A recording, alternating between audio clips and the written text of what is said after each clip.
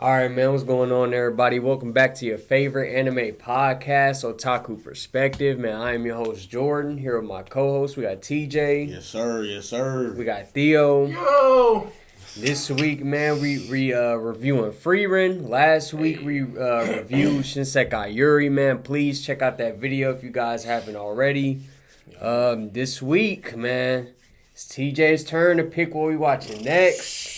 Yes, sir. Man. Go with it. I got some heat. for y'all. Don't And need word. hopefully he got some heat for us, man. Don't need word. For all that, our thoughts on Frieren, and to figure out what we watching next week, stay tuned, man. Play the intro.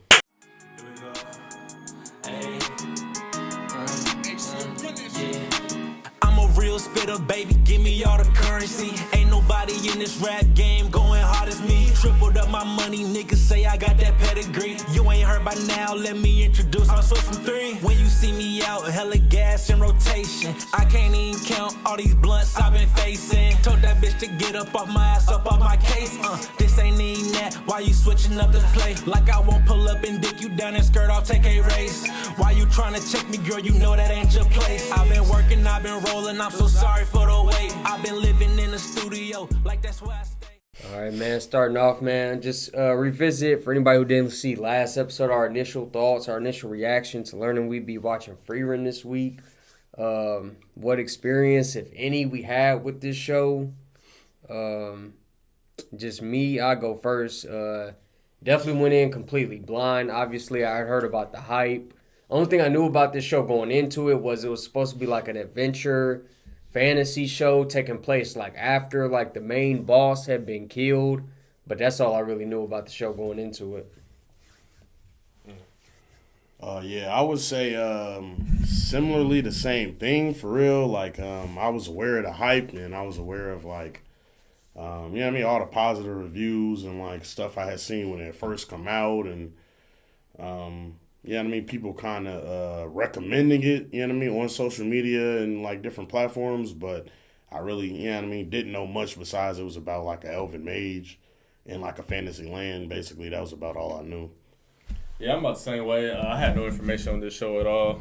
Just probably mid-season when it came out, it's when I finally caught wind of it and just seeing the hypeness around it. Had no clue whether it was going to be adventure, drama, or some kind of isekai kind of anime. So I just came in blindly. I started before these two guys did. I watched like the first 4 episodes just to check it out, see what it was like, get my feet wet, and then surely Dwayne recommended this show. It was like, well, since he recommended it's going to be full-blown, see what it's really about. Hopefully it lives up to the hype that everyone poses that this is for the season.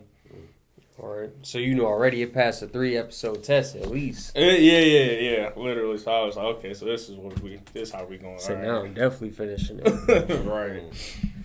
All right. Obviously the show started airing in fall 2023. Adapted by Studio Madhouse. Originally, it was a manga, I believe. 28 episodes. The MAL score, 9.39. Obviously, that'll put it at first on the list of shows we reviewed. So it'd be first, right under 86, which had an 8.7. For the voice actors for Frieren and JP, we got Atsumi Tanizaki. She also plays Anya Forger from Spy Family. In the English, we got Mallory Rodak, who also plays another elf. Elf Girl from Goblin Slayer. For Fern and JP, we got Kana Ichinose, who plays Tuesday and Carolyn Tuesday. And in the English, we got Jill Harris, who plays Nino from Quintessential Quintuplets. All right. I got some big stories. Okay. Yeah. All right, big name. Yeah, all right. Let's get into this first couple episodes, which I got for episodes 1 and 2. I'll start off first episode with, I don't know. I thought it was going to be not post fighting the Demon Lord. I thought it was going to lead up to the point of them actually fighting the Demon Lord or eventually getting to that point, but actually have like the reverse technique of them actually finishing the journey and them just going on about the lives afterwards, it kind of just threw me off for a loop. But then I just kind of got the grasp of, okay, it'll be more of a character development kind of anime feeling, especially with the first impression of Frieren. She's like a cold-hearted character that lacks kind of compassion or anything like that, especially to humans because she's an elf. And the first 2 episodes, it kind of gave me hints of like Violet when you first watch her. It was almost like, okay, Violet's not, she's human, but she's also cold-hearted and really just under one command, and that was her only major.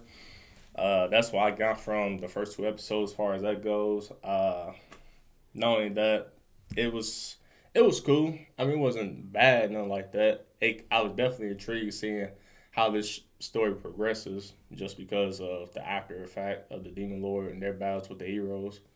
So, yeah, it was cool. I would say for me personally, as far as the first 2 episodes, I didn't necessarily feel like Frieren was cold, you know what I mean, or like unfeeling or like anything like that.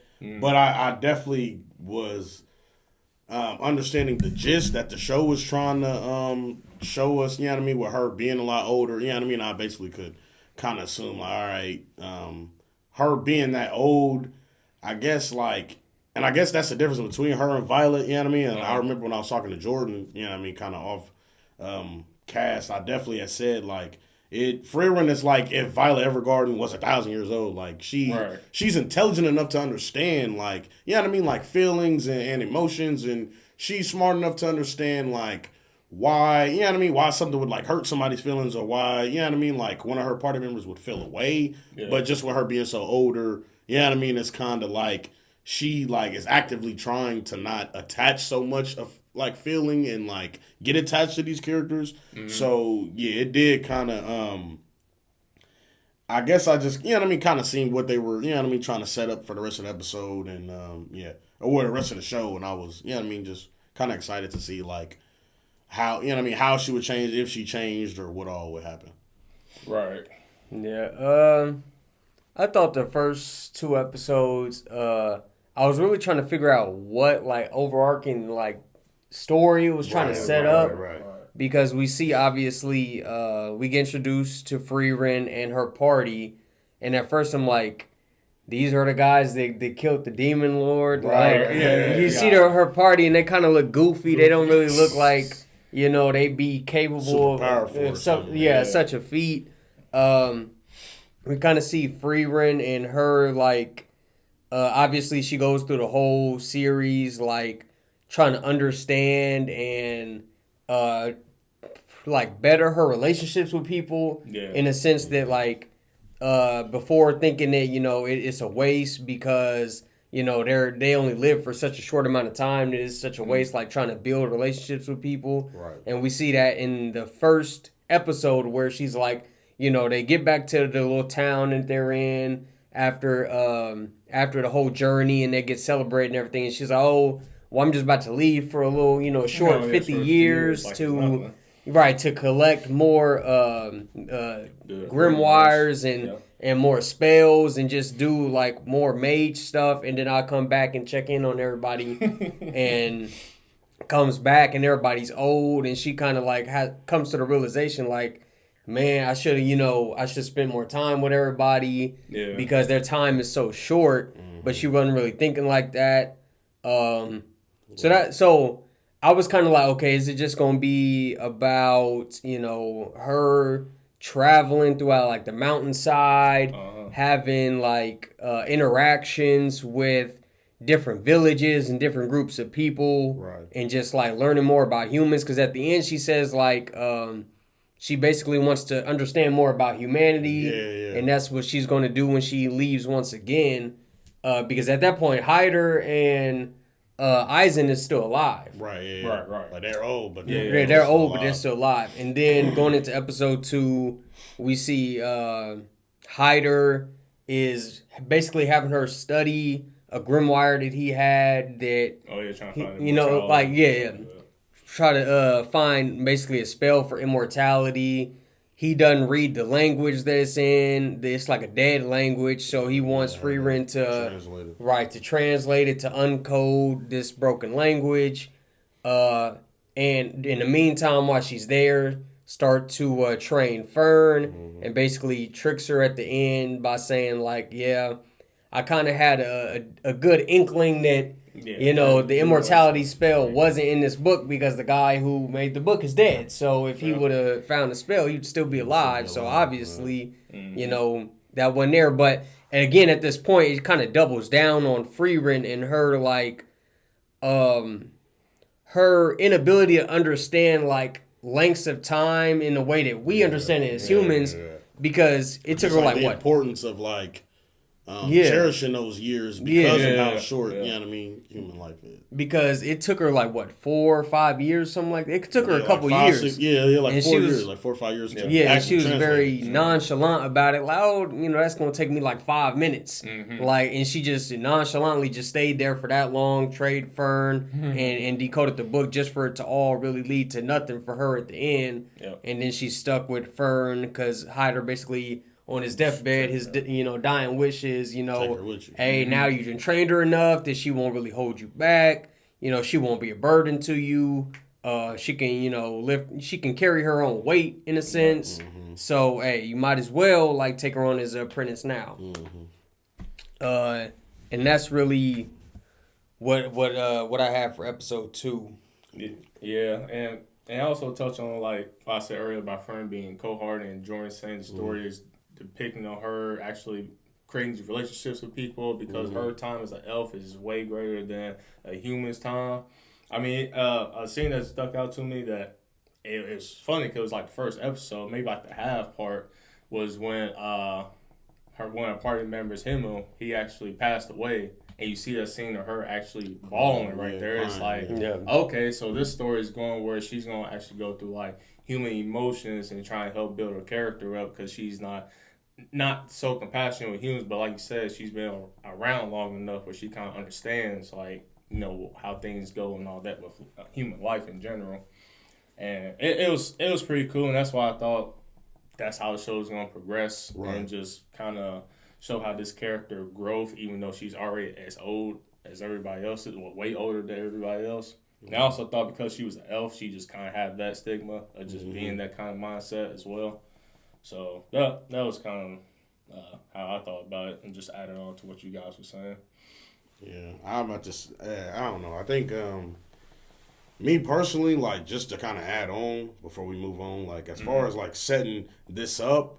You know what I mean? Like they had talked about, it took them like a total of like 10 years as a group, you know what I mean? Traveling around, whatever, to defeat the Demon King. And then, you know what I mean? She leaves for 50 years. So it kind of threw me off because, you know what I mean? I'm kind of like, I don't know. I just feel like at the beginning, I feel like this whole show was kind of predicated on, you know what I mean? Like this amazing time that they had, you know what I mean? And I guess like, how much, you know what I mean, these, like, characters or, like, adventurers, you know what I mean, this team had kind of, like, touched her, you know what I mean, and, like, made her kind of rethink her thoughts, but I'm like, to me, it just kind of felt like, you know what I mean, we didn't get enough time with them, period, you know what I mean, to kind of set that up, so, you know what I mean, like, even when she cried, it kind of threw me off, like, when I seen it, I was kind of like, oh, like, she really, you know what I mean, I was like, oh, she really did fuck with them, you feel me, but... So, I don't know. I feel like the show kind of was very, like,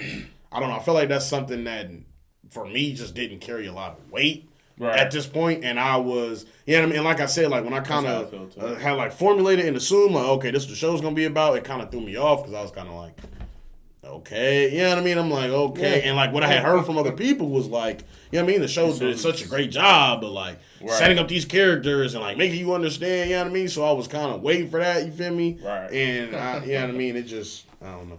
I don't think I ever got to that point throughout the show type shit. Right, yeah. Yeah, it's just like, when I was talking about it, it made me think about it. And I'm like, dang, that's crazy because I don't think I ever reached that point where I'm like, oh, okay, I get it. It was just kind of like, it was never enough for me type shit as far as like, yeah, I just feel like it didn't carry enough weight. Like, even within the story, it was just kind of like, you know what I mean? Like, I could see what they was trying to set up or go for, but at the time, it's like, initially, obviously we have like our human understanding of time that she doesn't. Exactly, yeah. And it's like, well, if you care so much for him, why did you leave for 50 years and then just think you could come back and everything would be okay?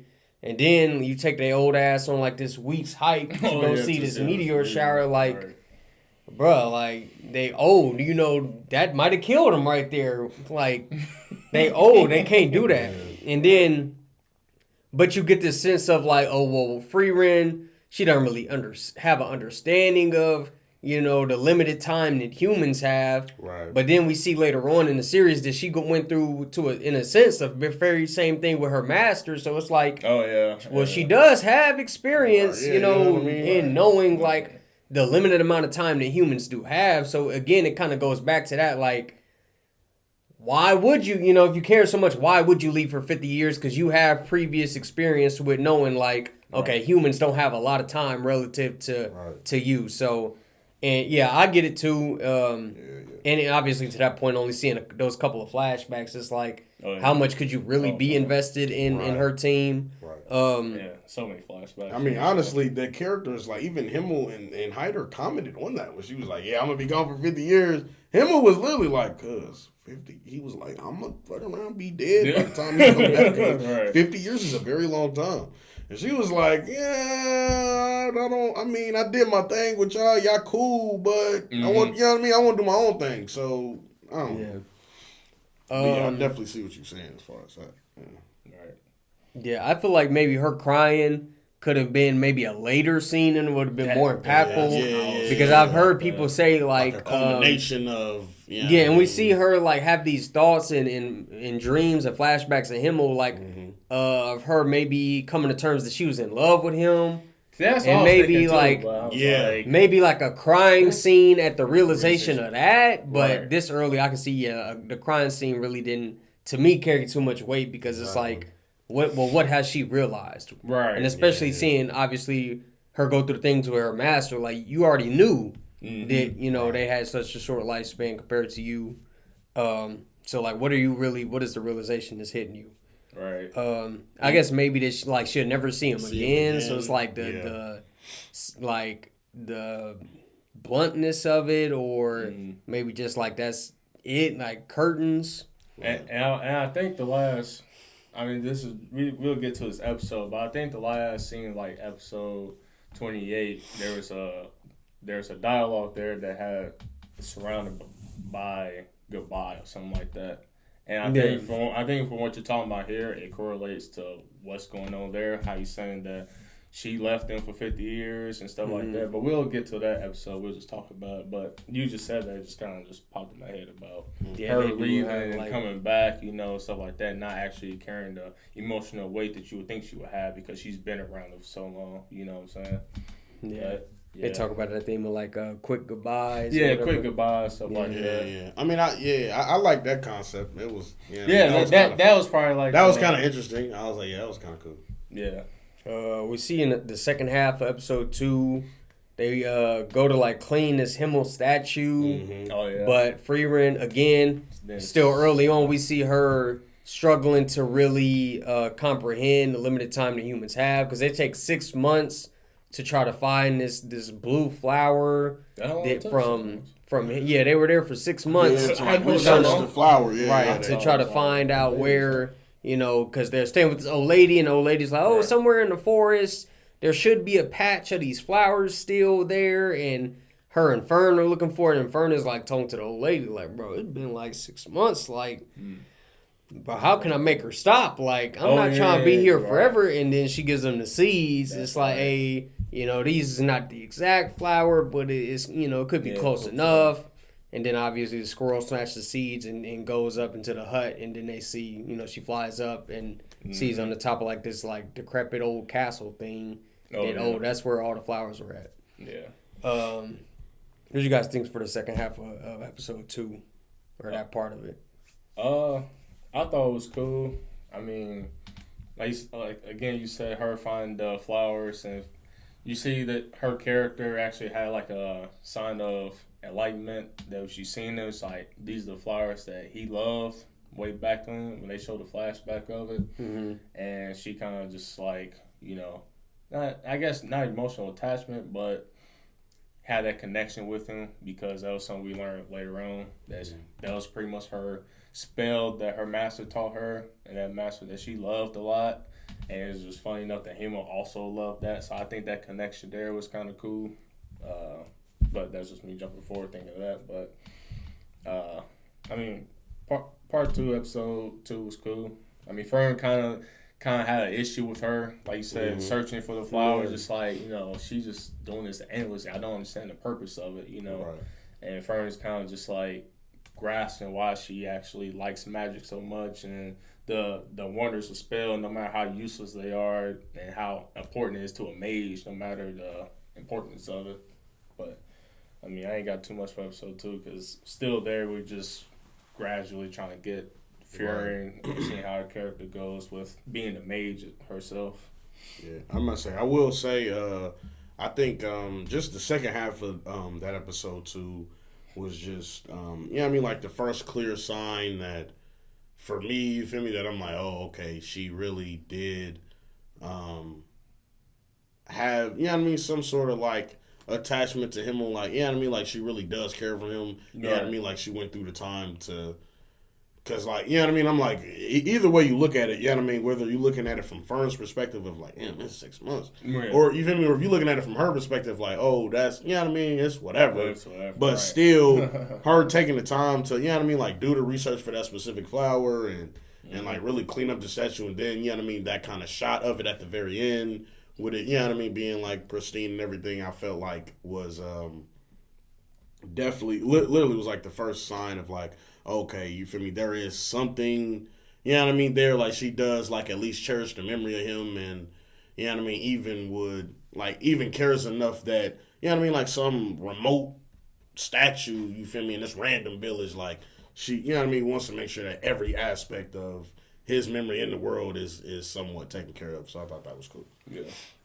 Yeah, like, did they hit on, like, how he took forever to like choose the pose for the statue. Like he was so full of himself. Right. But yeah, I definitely took that, like her going that extra mile for Himmel in this episode. I took that away from the episode, and also Fern to an extent, kind of like standing on business, because we see her at the beginning with Hyder, understanding that like she's a war orphan that he took in because he was a priest. Right. And her being kind of like. Soft-spoken and small as a child, and seeing her being able to, bring any frustrations that she has to Frieren in this episode was nice, and seeing that they could kind of like work together, and her kind of help Frieren more so come to this understanding that like, hey, I don't have all day to be doing, mundane stuff like this, and Frieren's kind of like, after she brings her frustrations to her, she's very understanding. She says, okay, this would be like the last day or the last week or whatever that we'll spend looking for the flower, and then we'll move on if we don't find it after this. And then that day they ended up finding it. But definitely those are probably my main 2 takeaways from the end of this episode was Fern, of course. And we see it obviously later on, being able to, air any grievances she has with Frieren and not just being like a Frieren lackey or a yes man to Frieren. No, we definitely see it at the we get the start of it at this episode that's not going to be their dynamic at all. Right. And then we see like hints, our first like hints that maybe there was more there between Frieren and Himmel, and she didn't understand that all the way. Let's get into 3 and 4. What you guys have for 3 and 4? I would say, as far as 3 and 4, I definitely like these episodes, especially 3. Just seeing Frieren, just seeing Frieren like her and Fern's dynamic as far as like the time they spent together, and like how close they've become and like the different challenges they face. Because I believe this episode is like a bit of a time skip. Yeah. So, they just talk about, like, like past, like monsters or, like, enemies they done ran into and, like, different obstacles in their path so far or whatever the case may be. Right. I definitely liked the whole scene with Qual and, just, like, I guess getting a first glimpse of, like, just like the different entities or like, yeah, I mean, like monsters and demons in the world. Yep. And I thought it was very cool, like how they break down as far as like how magic worked, and like also kind of like this is like the first hints that they show us that like humans are very advanced in this, you know what I mean, like kind of fantastical world that they're building. Yeah. And basically, you know what I mean, how they had like, you know what I mean, Qual had spent, you know what I mean, however many hundreds of years like developing this spell, and then how, you know what I mean, the humans in like 50 years or, you know what I mean, like 20, 30 years was able to basically like incorporate it. You know, or like Frieren was able to incorporate his spell and expand on it, and they were also basically able to like come up with like a near perfect defense system for this type of spell. Right. And we see like later in the show that like the entire we see later in the show that like of the different mages, as far as when we get to the quests and stuff, the different like human mages there are, basically like the world of magic for humans, like this kind of propelled it. Like this changed for them. Like we see a lot of other mages don't really use offensive magic in this aspect of just like actual like forms of magic, like projectiling or, you know what I mean, like attacking people. A lot of mages don't use that. They use more like physical magic because of the defense that came from them studying this magic. It kind of, you know what I mean, like once they studied it and found a defense for it, it made it kind of obsolete. Yeah. So, you know what I mean, I definitely liked, you know what I mean, just like the lore and how they have built out and like fleshed out this episode. And the fight was pretty cool too, the animation. Oh, yeah. Shit was hard. I liked it. Definitely liked it. Yeah, it was definitely hard, especially just to add on, just talking about the magic and how they just incorporated like a better version of the spell and stuff like that, from being offensive or defensive. And it's funny because also magic is more of like like elemental based. Like you got your water users, your fire users, and all that, but they like your typical just projectile user, mages, if you will. Yeah. And you just see how overpowered they just became just throughout the show when you just watch it entirely. Because you'll see a scene, it's like the second half of the show where they're just like, you know, why people are still using this old spells, but as you see it, it's actually working pretty damn good, better than what they're accustomed to or what magic's supposed to be, a fire elemental, however you may say it. But for me, 3 and 4, I mean, 3 and 4 was cool. I think mostly I got just Friends. Friends, her character development, she became like a mother role to Frieren to me, just because Frieren just had like that little childish aspect to her a little bit. You know, I just thought that was kind of funny. That stuck out to me. The fight, like you said, I was glad to see that. Mm-hmm. And I was kind of hoping I'll see that like every other episode, because I just seen the potential of that. It's like, oh man, this is gonna be great. They just do it every other episode. I mean, it ain't gonna be like a waste or anything like that. But obviously, again, we discussed how this is more of a character development kind of show for Frieren and her quest along this journey that she's along right now. But yeah, 3 and 4 was cool. I definitely like seeing her master, because we see her, I think, in the second half of episode 4 or maybe 3, whatever. 4, yeah. Yeah, and I was like, damn, she looks like a fucking badass character, you know what I'm saying? But I mean, other than that, it was cool. No, nothing too crazy talking about. I kind of like the dialogue between her, Frieren, and Aizen. I kind of like that dialogue, and them two kind of rekindling and talking again. Yeah, I definitely thought the second half of 3 was better than the first half. The first half kind of came out to me a little silly, because we see Fern like spying on Frieren and like following her around the village. Yeah. And she's like shopping. And then it's like, oh, the twist is, oh, she was getting her something for her birthday. Mm-hmm. And I mean, we do learn that Fern is 16 now, so that, you know, I guess for lore reasons helps a little bit. But that first half was just kind of like, well, obviously, you know it's your birthday, and you see her like going around shopping. Like, what do you think she's doing? Right. We see them like the first like kind of practice they have, where they're like shooting offensive magic at each other, and Frieren's giving her like tips for her defensive magic. And that was kind of my first kind of inkling that, okay, because I didn't know, obviously, with this taking place after the defeat of the Demon Lord, would there be, you know, much fighting, if any at all, in this series? Right. And that kind of like shows, okay, There's definitely gonna be some. We don't know how much, but there's definitely gonna be some. Yeah. And then immediately we see get into the second half of 3, where they go and like she releases Qual from the seal that's been put on him. Yeah. We learn that Himmel had basically been coming back to that village like once a year, every year, to check on the village, make sure he hadn't broken out of the seal and basically I guess destroyed the village. She unleashes the seal and kills him very easily. I kind of see that coming though, in the fact that like she breaks down the spell that he used and basically describes it like, oh, he used to be very OP back in the day. Yeah. He had like basically an unblockable spell where it pierced through defensive magic, it pierced through magic armor, and they keep on hitting on this point that it was like 50 or 80 years ago or whatever. Like at the time, it was that shit. Like he was a menace type. So when they unseal him, and we're like, well, Frieren already helped beat the Demon Lord. So what is like one of his generals? She definitely gonna wipe him, right? Yeah, and then she, low difficulty win against Qual.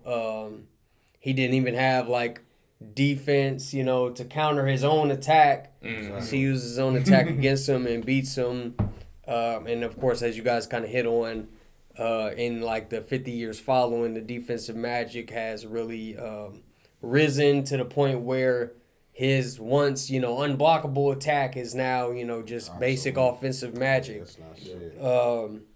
Getting into episode 4, we see more of like Frieren struggling to really come to terms with like the limited time that humans have, because they get to this village that has like a shipwrecked beach, and they spend 3 months like cleaning this whole beach, getting all the wood out of there from the shipwreck, all really to see a sunset that they had went to once before, and she remembers like she slept in, basically hitting on the whole Fern like mother part that Theo hit on, where we see Frieren is like very sloppy, very lazy, sleeps in a lot. So Fern basically like takes care of her, a lot of like the motherly duties or whatever, like waking her up, making sure they're on time and things, getting her dressed, preparing breakfast, and then basically they do all of that, 3 months of cleaning up the beach so that she could see the sunset on the beach when it's clean,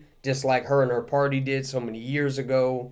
And at first she's like, it's kind of mid, like she wasn't feeling the sunset. Sunset's okay. And then, when she sees like, how much Fern is impacted by it, she kind of sees like the bigger picture of what Himmel was trying to hint to her, that maybe it's not about purely just like the sunset, but like the experience you have. The experience you have with the people you with, and the memories that you make.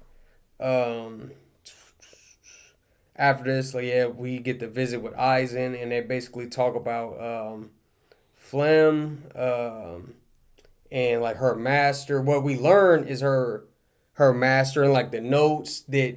Basically, because they kind of hit on a couple times up to this point that, this is like a legendary mage. Right. People are looking for her writings. There are a lot of fake books about like her teachings out there. Eisen is basically like, I got a hit on a real one, or where I think a real one could be located, kind of like narrowed down the vicinity, and they go to look for that. They find it, and I really put at the end of the episode, I was like, this setup is like a video game, because we get a kind of our big picture setup where it's like, they find in one of her books where she had basically purposely left it for Frieren to find. It's already turned to a page where we see the flashback where she's like, hey, you're gonna come here one day to this tree, and you're gonna basically have these feelings of wanting to have more time with somebody that you lost, or, being unappreciative of the time that you had with somebody that you lost. So it's already turned to this page where it's basically directing her to a land that she can go to, where she can talk to like the spirits of dead people. And it like kind of lays out, it kind of reminds me almost like Shrek, where they're like, they have to go through like basically like the same path that they went to defeat the Demon Lord, go the same exact journey, and basically her retreading, her old steps or whatever, and going through all this to get to the land where they need to get to talk to for her to be able to talk to Himmel again. Which at first I didn't really understand the setup because, Aizen kind of tells her to go, and then she's like, "Oh, I'm good." I kind of I've come to peace with my feelings about it, and then he kind of just says again to go, and she's like, "You know what? Fuck it, I'll go." Right. So I didn't feel like she had a lot of motivation to go, but obviously by the end of the episode we kind of know hey, well, fuck it, this is what they doing, it or not. That's the whole premise of the show. Right. She's definitely finna go. Yeah. I don't think she ever really turns down no for adventure or anything like that, because she usually just says, "Yeah, let's go ahead and do it." Cause I think that, like you said, the whole premise of the show, her just being an adventurer in general and just reliving it. Right. I think another aspect of that might have been just her whole thing with time. It's just a little 10-year journey. So you know what? Maybe at the time you're watching the scene and you're like, she doesn't seem too motivated to do this. Mm-hmm. But then again, thinking back on her whole mindset when it comes to that, she might have just been 10 years, it's whatever. It's not nothing. That's an evening stroll. So fuck it, why not? Yeah, I think that was probably my thing with Friends. Every time they brought that up, she say, "Oh, what's another few months or 10 years or wherever time be?" It's you have no. Regardless of what human time is, it's okay, I guess I'll just see how this goes, but they do it so much in the show where they may not actually do it, but she make the suggestion, or they say it could take up to that long, and she'll say, "Well, that's really nothing." It's yes, it is, right? But I understand what they're trying to do with the show, how they try to perceive this character, right? So I understand for that reason. What you guys have for 5 and 6? As far as 5 and 6, yeah, man, seen that dragon. Fern, you feel me? Fern they definitely wasn't able to fuck with the dragon. Nah, we definitely get introduced to Stark in this episode, or these, you know what I mean, these next 2 episodes, which I definitely like Stark character. Agreed. I will say it was, it was kind of like a minor plot twist that, you feel me, he was basically, fronting, he in the village scared of the dragon. Mm-hmm. But, you know what I mean, because basically, you know what I mean, when they went, you feel me, they go to the village, and you feel me, he show up, he "Hey, man, don't be out there making that dragon mad, man." Yeah, right. He gonna come back to the village, you feel me? I'm you feel me? In my mind, I'm really cause you know what I mean? I'm I get, but then I seen the little chasm in the cliff, and I'm my first thought was bro, if this nigga made that cut, bro, this nigga he's strong. He really like that. This nigga's like that. You feel me? But we basically get the revelation that you know what I mean? He only mustered up enough courage to face the dragon, and he never really fought him, and you know what I mean? He just assumed that he wouldn't be able to win, and different things like that. But no, I definitely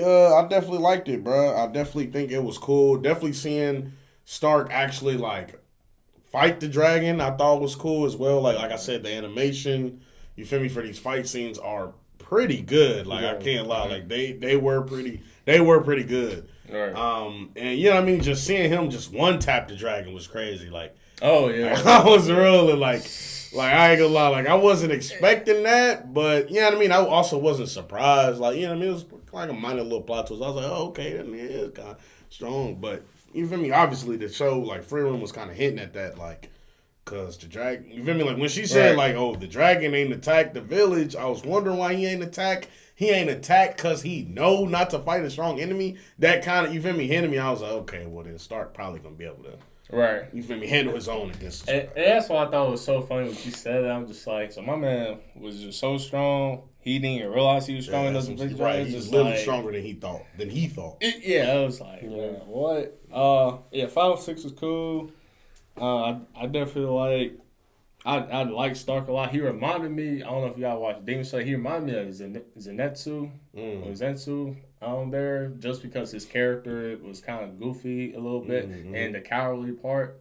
because Zenitsu and Demon Slayer, he's really much a coward until it's time to actually, like, Right.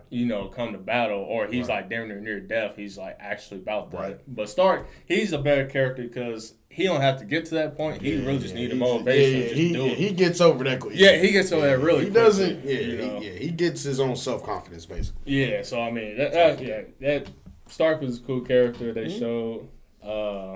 I like the scene where they showed the illusions or the monsters or whatever they showed. Yeah. You see Frieren had a fight, and then I was definitely thinking Frieren was gonna get like smacked because she seen her mentor Hater there. And I was like, oh man, she about to choke up, and this damn demon's about to go and get her ass. But she kind of like stood solid and took care of business as she should, because she is a strong mage. But I mean, 5-6 was cool. Stark, nevertheless, he's just a cool character. I like him a lot. Yeah, I think I like him out of most of the characters they show in that group that we'll see. Yeah. So you liked him the most? Yeah, I like him the most. Yeah, I do too. Yeah. He's definitely dope. Stark is definitely probably. Especially his relationship with Fern is hilarious. Yeah.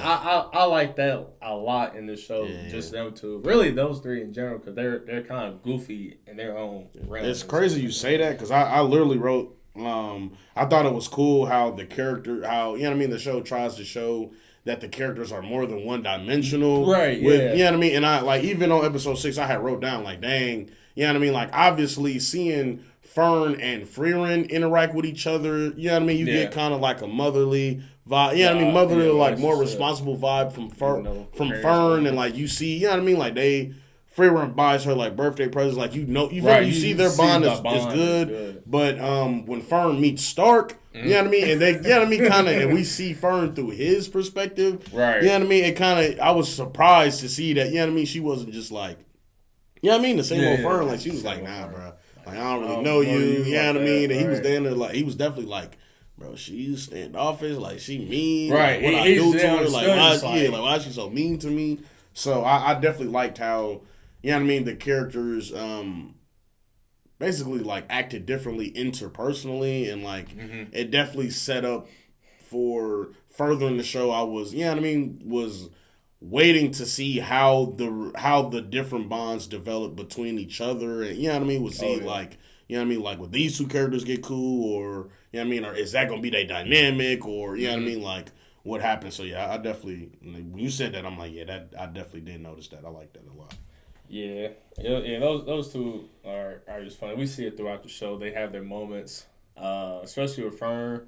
Like you said, she feels that mother like role to Frieren, but she also has her childish moments too. Even she is a child, but she has her moments where it's like, really, like you go from one moment I'm an adult acting kind of individual, and the next moment you're also a child. It's pretty funny to me, but.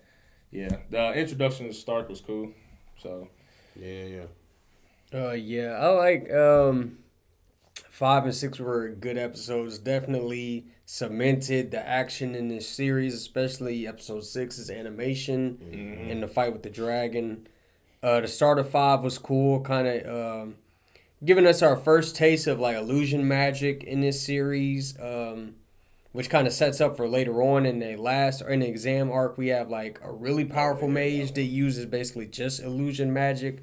So just more like world building and like building up like the power system, introducing a different type of magic. And I like how they kind of like play with the idea towards the end.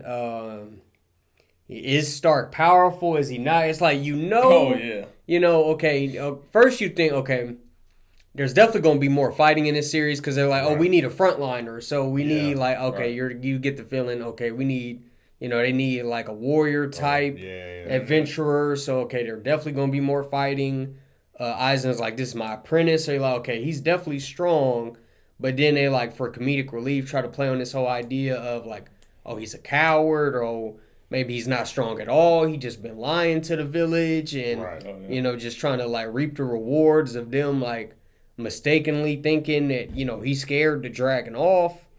To then we see, obviously, I believe at the end of 5 when Fern sees him like practicing and she's like, oh yeah, he's, he's not what I thought he was. She immediately writes him off like, oh, he's a fucking clown. Come on, Frieren. Just like a week. And she kind of like, gives him a pep talk at the end of 5. Going into 6, the next morning, they kind of played off for comedic relief again that, oh, he's not there. Like, oh, he's not going to help. Mm-hmm. And Fern is like, oh, well, we're not fighting the dragon. And Frieren's trying to like pull her off the tree. And then he finally walks up and he's like, okay, you want me to keep the dragon busy for like, what was it, like 30 seconds? Yeah, 30 seconds. 30 seconds. I think I can do that. They go, obviously, fight the dragon. And at this point, I was like, I kind of feel sorry for the dragon because the dragon is just chilling. Yeah. And Frieren's like, I just want that grimoire. I just want that book, the grimoire. And they're like, well, what? Like it down. And even before they get it, she like knows what spell it is. I don't know how, but she's like, it's a spell to be able to see through people's clothing. And they're like, and I'm like, you gonna kill this dragon for some bullshit? Like, you don't have a spell to steal the book without, the dragon noticing or without killing the dragon? As long as you live, I would think you would have something like that. But. Right. She said, but no. Old fashioned. Right. Where's the invisibility spell? Right. You can sneak down there and just grab the book and go. The dragon not even in the nest. The dragon is like not even laying in the nest. You can just literally just grab the book and go. She like, nah, we gonna kill the rightful owner and become the new owner. That's an old fashioned spell. Again, for the adventure aspect. That's of course.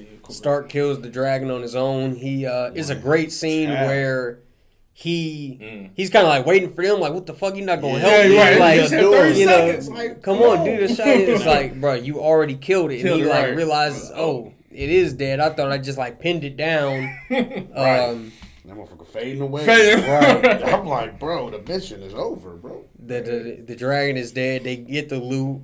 They get the book. Fern learns the spell, and she uses the spell, and she says, "So small." That's right. Dead. That was right. They definitely tried to play Stark, bro. They tried to play. She looked at him. She's like, so small. I was like, that's fried. After this, he had no. That's another thing about Stark. He's clueless. My man's clueless. He has no idea what's going on. I'm like, what? But no, I did think going into, I didn't know what his character would be like, but getting introduced to him, I was like, okay, he's chill, he's down to earth. You didn't know like. Is he going to be very bombastic? Is he going to try to impress Frieren, impress Fern? Is he going to be that type? But no, he's just like a kid. Like he's just himself. He cool. Right. He just he's very down to earth. Just a basic like nice guy, anime character. He really reminded me of like Himmel in this sense. Like I kind of like me personally. I felt like. You know what I mean? I felt like if we got time to spend with him, I felt like he would be like Stark type shit. Yeah. I definitely get that vibe. Yeah, probably like a more mature version of Stark in a sense, yeah. Like, just not as, like, goofy or, you know what I mean? But I definitely get the sense of, like, just how they, you know what I mean, describe, like, oh, you know what I mean? Like, oh, him, you know what I mean? Like, he had a heart of gold, you know what I mean? He wanted to help everybody, and he was, like, a hero's hero. Right. I'm like, that's kind of the feel I got from Stark. I'm like, cause he reminds me, like, everything y'all describing is, it's a Stark. Yeah. So. Yeah, and other characters in the show, like, and later on, also say that about Stark. Yeah. You know, every village he goes to, he's just a really humble character that don't mind helping people out. Like, literally helps people with, like, just everyday, like, mundane tasks. Right. Like, yeah, we definitely see that later on in the show. That, you know what I mean? Like, they had visited town, guys, like, I think Fern was looking for him. And, like, you looking for Stark? Yeah. Yeah, man, he just helped me rebuild my fence, man. Then he helped the old lady cross the bridge. He did cut down some crops. Like, you'll find him over there. You know what I mean? Like, everybody you talk to, they, like, got some story. Like, yeah, he just helped me do this. So, you know what I mean? Just, like, went to show, like, he really just is a nice guy that, you know what I mean, wants to help others. Like, that's it at its base. Yeah. I think that's why I like Stark so much because of that, you know. Yeah. Like George said, he's not this, you know, we don't know much about him, but he's not this hero that just think he's top notch or anything like Right, that. exactly. He's just, like you said, just down to earth. Towards the end of this episode, we see them like kind of start their adventure together, and we see to an extent like how far the legend has like gone throughout the world of like the party of heroes, where we see Frieren have an interaction where they get to a village and they can't like get past the gate guards, and the guard is like, hell no, we don't let nobody pass. Like they very strict with outsiders. And then basically the guy that runs the town ends up learning like, oh no, that's Frieren, from the party of heroes. Right. And then they get like a free pass through the gate, and they can travel, I think, either into the town or like past the town. Yeah. Like, basically they can come and go through the gate as much as they like, bro. Right. And I think they're trying to go past the town. But some shit goes down. It's like a checkpoint town.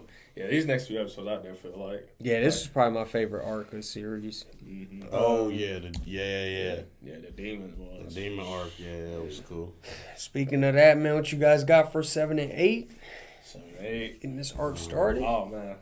Frieren, off the rip, was just standing on business when she seen the demons was with the lord of the town. Yeah. So he was like, yeah, they got to go. They got to die, like, right now. And, you see the guards just took her down. I was like, damn. But I was also thinking Fern and Stark would probably take up for it, but they would just like stand off and just like, oh shit, what the hell just happened, And she was like, demons, they always on some shit, man. I don't know why they here. You need to exterminate it now. And I don't think the Lord knew exactly who she was at that time. But, no, not at the time. But I mean, 7 is definitely cool for me. I mean, I ain't got much to say about other than just that interaction itself, and thought it was Friday that they toss her in the dungeon. I would think she would just blast right out of there, but she was just like, it's whatever, because when they go on their shit, I'll just be ready for it, pretty much, But yeah, I'll definitely say as far as 7, we basically see, the party kind of stumble upon this town that's having a festival. Basically, the show is just kind of like doubling down, on like how impactful their adventure was. And I literally wrote like the Demon King must have really been like a fucking menace. Like, I'm like hundreds of years later, and everybody in the world is still like celebrating, like, woo, this nigga's dead. So, I'm like, he must have really like been like, like it must have really been like. And then, after seeing like Qual, you feel me? I'm thinking, I feel like the show, this was me kind of like putting the pieces together, like, okay, he was a Demon King, he was up north, obviously, but I guess his generals was just out wreaking havoc, like, he was just attacking everybody, like, indiscriminately, so, as far as 8, bro, I definitely wrote Frieren the Slayer, you feel me? I thought that was hard, you feel me? Just, like, how the demons definitely were, like, like, knew of her and was like, hey, bro, she damn near hated amongst the demons. Like, she didn't kill, I think they said she literally has killed more demons than anybody else in history. And then, like you also said, just like their interaction, I knew from the get, Because obviously, like Frieren has been on this journey with, like our heroes, for a little while now, but we know like she's did this 10 years ago. She's been alive hundreds of years. Right. So the fact that she was like on that, like on dirt with them, like up in the staff as soon as she seen them. Yeah. That, that definitely had me like, okay, like, you feel me? Like, yo, these niggas are, let me like, these niggas might be like that. Like, hey, what's going on? You feel me? And then like, obviously like the Lord of the town definitely touches on that. I don't know if it's at the end of this episode or the next episode. I believe it's at the end of this episode. He kind of touches on it like, feel me? She seen y'all and she was nigga ready to blow a hole through the town, but when the guards, you feel me? She like, cause he basically was like, cause she didn't attack the guards, like she willingly gave up. So she, even though she might be an elf, I know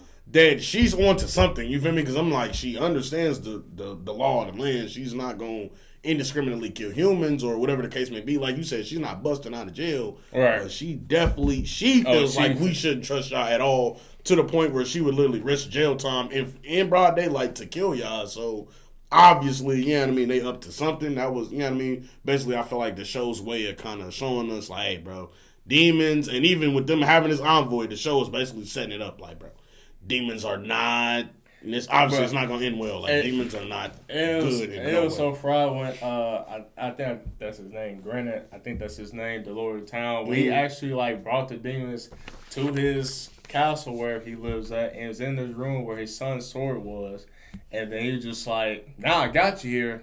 Now it's time to kill you, bro." I was just like, "Oh shit!" And the demon he just straight up just talked to us like, "Man, we ain't gotta do this, man. Yeah, What happened was in the past. That scene was hard. That scene was hard. You know, we don't got to spill more blood, do we?" Right. And I was like, said, "Bro, my father died, man." Yeah. You He like, "Oh, okay. They need a room."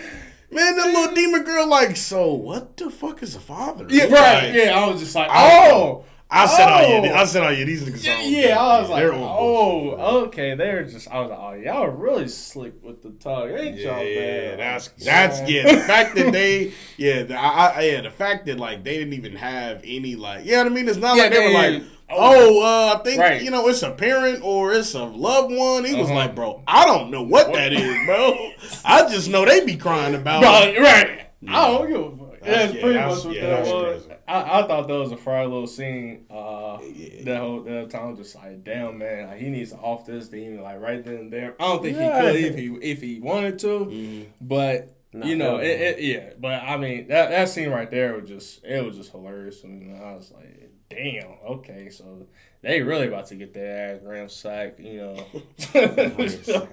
So, but. Yeah, 7, 8. Oh, so we're talking about 7, 8, right? Mm-hmm. Okay, 7, 8. Yeah. 8 was definitely dope. Bro, when that demon, I can't think of the demon lord's name, but he told his little henchman, go ahead, offering, because she's gonna be an obstacle to our plan. And he gets there, decapitates the guard. I'm like, oh. This show's like that. Okay, all right. So we decapitate motherfuckers now. I'm about to say he didn't even tell him. He was just like, she gonna be an obstacle, man. She gonna be tough, but I don't think we should. But it's gone. That nigga was gone. I was like, my man just say the word, definitely man. Finna get pummeled. Oh yeah, my man's in there. I was just like, oh yeah, he about to get whacked. Sure enough, buddy just get hanged immediately. I was like, oh, no tier difficulty. Boy, I'm like, all right, yeah, definitely 7 to 8 was like baller ass episodes. I'll say as far as action goes, and you just see the interactions between just the demons and humans. We see a little bit off camera with Stark and Frieren. You know, they're trying to plot how to get Frieren out from the jail cell. Don't even have to do that because she's already sneaking through town with the cloak on. Right. Which I was like, why you sneaking around town for? I mean, somebody else already came opened up the door for me. Yeah, right. So I was like, all right, that's cool. I gotta get out of here. But I mean, hey, then we seen a little bit glimpse of Aurora. Her scoping out the town because Frieren is like, somebody's watching us, and it was just so crazy how they just scope her power. She's just way off in the distance with her army and stuff. Just like, it's gonna be a baller ass fight when we see these two. So definitely just common sense. You know what I mean? So I've been fighting with these niggas hella years. Now these niggas got an envoy here, bro, and they main goal is to get you to open the gate. Right. Yeah, they definitely got a main force somewhere near here, bro. That's just common sense. Yeah, I thought 7 and 8 were definitely really good episodes to open this arc. I really liked the beginning of 7 where going back to like Frieren and this whole theme of like her understanding humanity. They touch on the old lady at the beginning of 7, like tells her about the importance of like statues and festivals and humans doing things to like keep the memory of certain things alive and certain historical figures and stuff. And she's like, okay, because at first she's like, I don't really get, the statues and the festivals and all these things seem dumb to me. And she tells her like, 100 years is like 80 years, like a lifetime for a human. So, we carry on these festivals for hundreds of years, and these statues, long, outdate us. So it kind of like helps to keep the memory of certain things alive. Right. Going into the town, they definitely, obviously we get introduced to demons. They have the whole flashback where obviously Frieren and the old party go through that town, and they kind of like cement this idea of, because when we first see the demons, they're kind of like, they're in the town, they're politicking with the guy that's running the town, And so you kind of get this idea of, okay, well, this is not new to, an adventure anime or adventure stories. There could be good demons. There could be nice demons. Right, yeah, we don't know. We don't really know yet. And then it kind of, the backstory and everything kind of cements, why Frieren reacted the way she reacted. Kind of cementing this idea that, no, in this world, there are no good demons. We see the whole flashback story with the small demon girl. And they, they kind of elaborate on, like, they're isolated. They don't raise their young. They don't have this, as you kind of hit on, the concept of, like, family. And we see, like, they just whole, psychologically, their brain works differently. Like, we see at the end of the flashback, she's like, well, I killed the priest or whatever. So here goes a replacement daughter for you because I killed her family. So right, man, literally, like, so they just like got taken in by some people and killed their hope. So like there's like basically in a sense they're a good demon or whatever in this world basically would not be possible just because they brains don't even function the same as like the normal human brains function. Just through like the whole upbringing and the nature of them entirely. That's just how they're wired. Yeah, that's just how they're wired. And that was a crazy flashback because even him was seeing that because he was so convinced, like, let's give her some time, and he was just observing until one night just the house was on fire and the priest was dead and the daughter's alive. I was like, she saved the daughter, why she killed the priest? I was thinking they're gonna say no, the priest did something to her, that's why she killed him, but she was just like, no, I just killed him because you said you lost your daughter, so I just.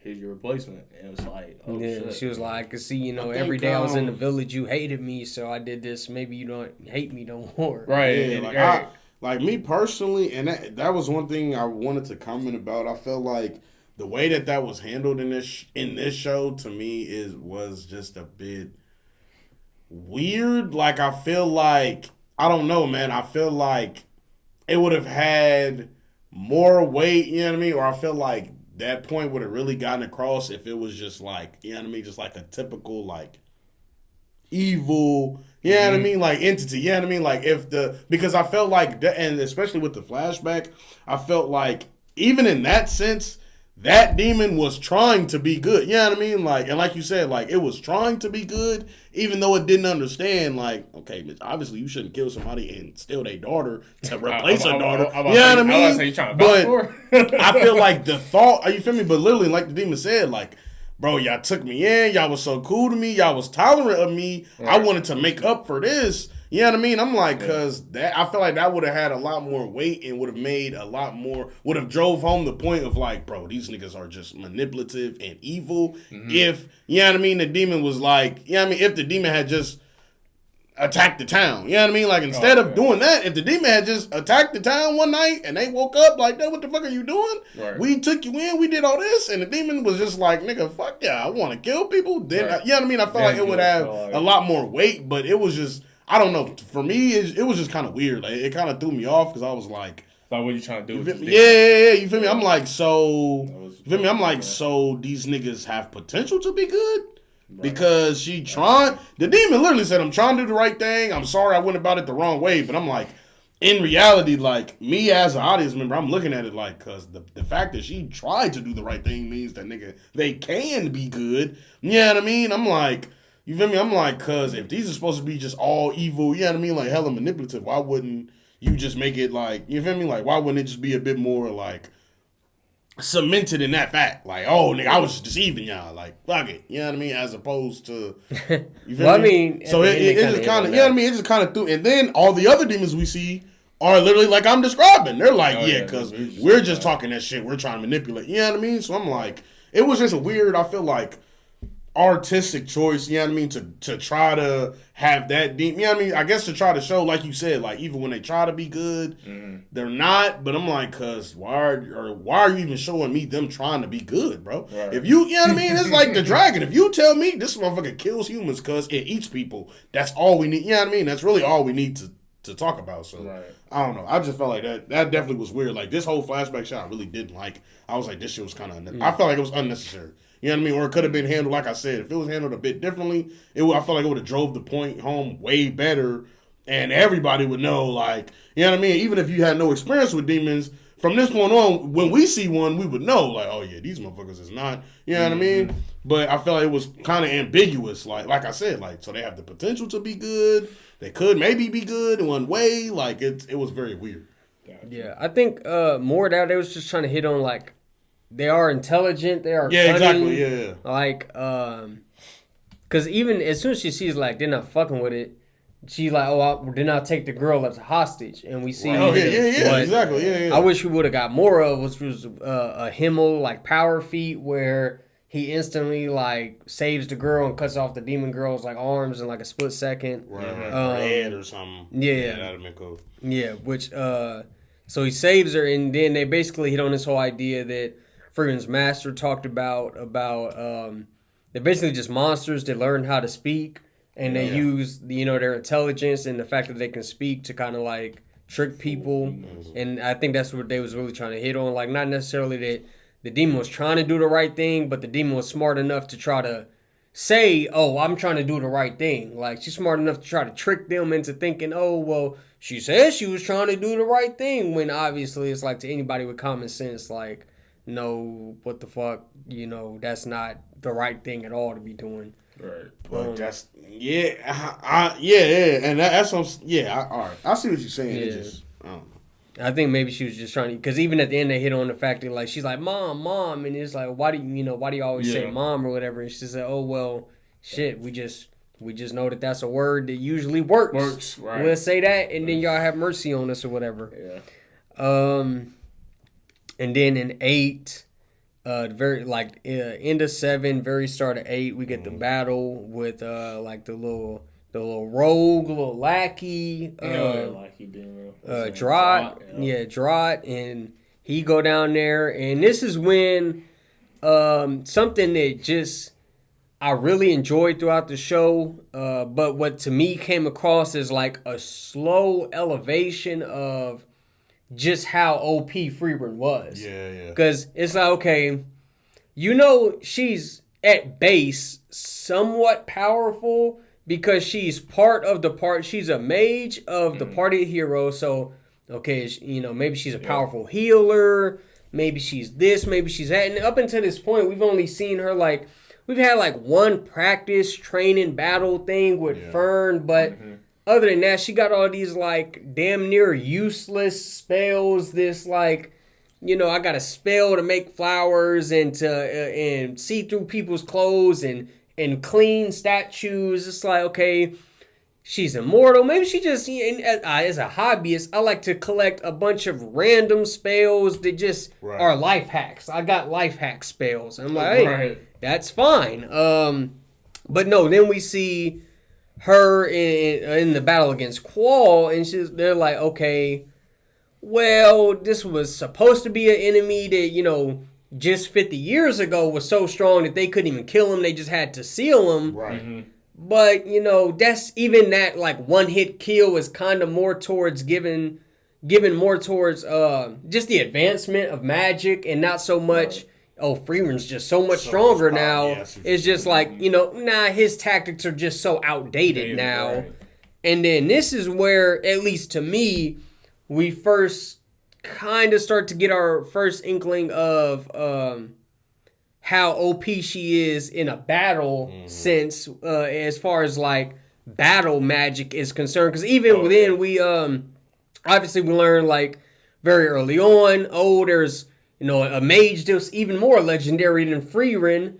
But Frieren was her student, so it's it bumps her up a little bit more. Yep. But it's even then, this early on, at least the stuff that we see from her master isn't really so much battle oriented. Exactly, yeah. And this is where we first, how will Frieren fare against up to date modern demon that you would at least assume is at some type of relevant level. There's only 3 of them in this whole town, so they obviously was confident enough to come with just a party of 3. Right, exactly. And when we see just how easily she dispatches him, we're like, okay, she not. We get to see, and obviously we see more so towards the end of this episode with the Frieren the Slayer title. She's not nothing to fuck with. on the battlefield either. Yeah. Like, it's not like, oh, I'm just immortal. I got a bunch of life hack spells. Like, no, I'm not nothing to fuck with on the battlefield. Right. And that's why I said, like, during the flashback when we see that cool scene of Himmel save the little girl that the demon girl took hostage, like, I felt kind of that way throughout the whole series. Like, we don't see enough feats from the other party members, and it kind of feels like if they were to animate, if you took like somebody who had just watched season 1 and told them to animate the fight versus the Demon Lord, you would have Frieren carrying pretty much. Because we don't really see a lot of feats that really have a lot of impact from the other party members. Yeah. And, go ahead. I was gonna say, because in the previous episodes, I was gonna bring it up, but I was gonna wait till later on because I know there's more flashbacks as you watch the show. And you don't really, like Jordan said, you don't really see much more feats of their strengths or anything like that. You just really see that glimpse of Himmel taking off the armor of that demon. And you see a glimpse, some glimpse of Frieren's capabilities, but it's nothing like battle that Jordan said is just like magic hacks. So I was going to ask you guys now how you feel about the other characters, because we don't really get much of like that backstory, just of their experience with Frieren, and especially just their compatibility. I mean, I didn't really. I was hoping I'd get a little bit more because later on in the episodes, we meet a character that also mentions to Frieren, it's like, hey, you fought the Demon Lord, but even then, I don't believe you could have fought the Demon Lord by yourself. So it's like, okay, so Frieren is not really OP, maybe at that time, but even Frieren said that she just was with a group of other heroes. So it just leaves me to question, well, how strong were those heroes? You had a priest that was always drunk. You got Himmel, who was the warrior type, and then not only that, Himmel, his sword isn't really the sword that everyone knows about. The sword of legend. Like, Frieren, she was taught by one of the greatest mages that's ever been, and you got this dwarf who's also strong and sturdy. So it's like, so how strong really was the other characters? You know what I'm saying? So I wish they, like Jordan said, I really wish they did a little bit more of them. Because, like I said, episode 1, I wish it was reversed, where this whole adventure story dungeons would lead up to a point with the Demon Lord and seeing how these characters actually fought together versus just the opposite and seeing how life was for Frieren and the rest of them and their human life. But, I mean, just what touching Jordan said, I completely agree. I kind of wish we would see more feats of the other characters as well. Yeah, like I feel like me personally, like just to add on to that,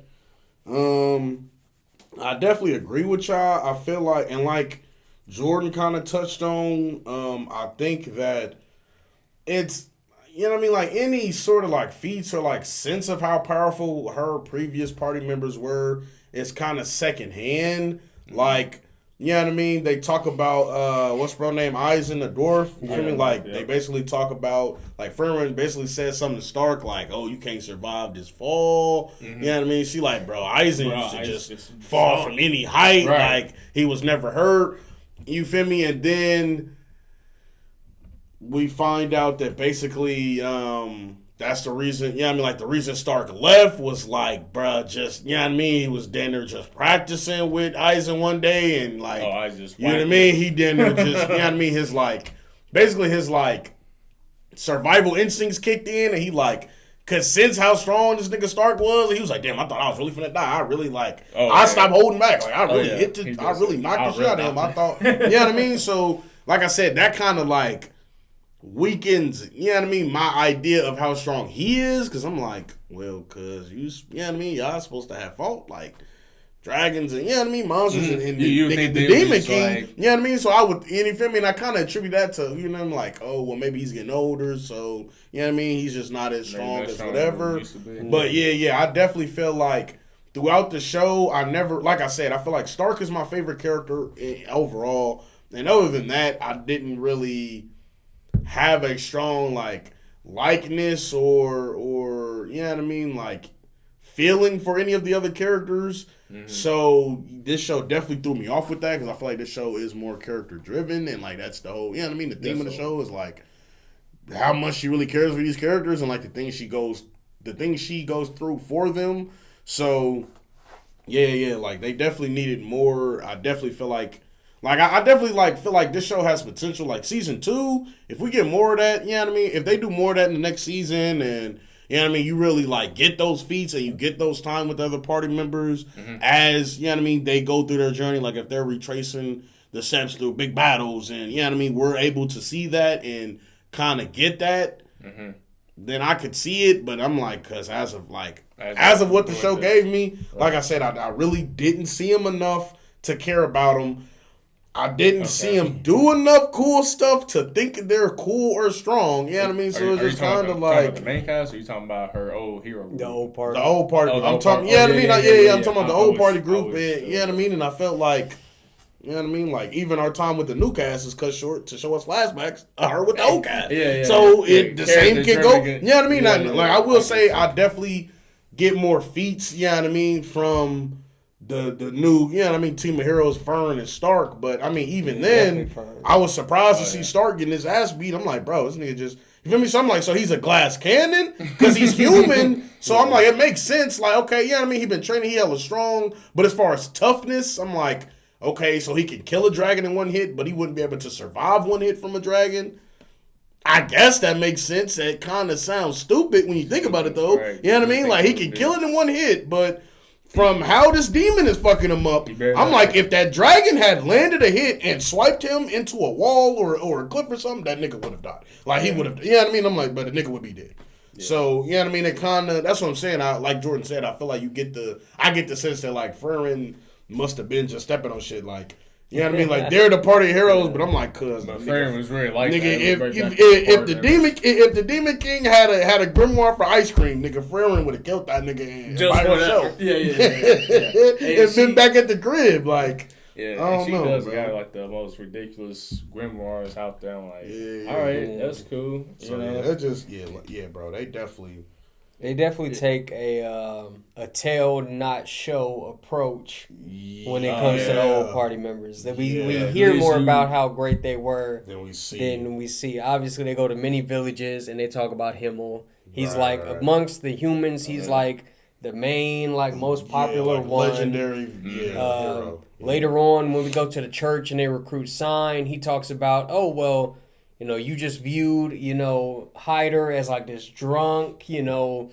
terrible priest. But to us, in like the priest association, he's like one of the best priests. He's like high up on the totem pole as far as the priests are concerned. Right. And then obviously with Eisen, we see like he's, you know, very durable. We don't really, besides Stark, we don't get anybody to like tell us how great he was. Right. But we just see like kind of like, in a sense, we see him through Stark. Right, literally. Right, yeah. Literally. You just kind of have to, you know what I mean? You just kind of have to surmise, like, okay, well, you know what I mean? Like, okay, well, 50, 60 years ago, you know what I mean? If he was more durable and you know what I mean, stronger than Stark, then okay, he must have really been something, you know what I mean? Because like I said, we fuck with Stark. Like, I fuck with him. So, like, they tell us, but they tell us in a different way than, like, a character telling us. Right, exactly. So, definitely, if, you know, when season 2 comes out, I definitely want to see like more show, and less tale of.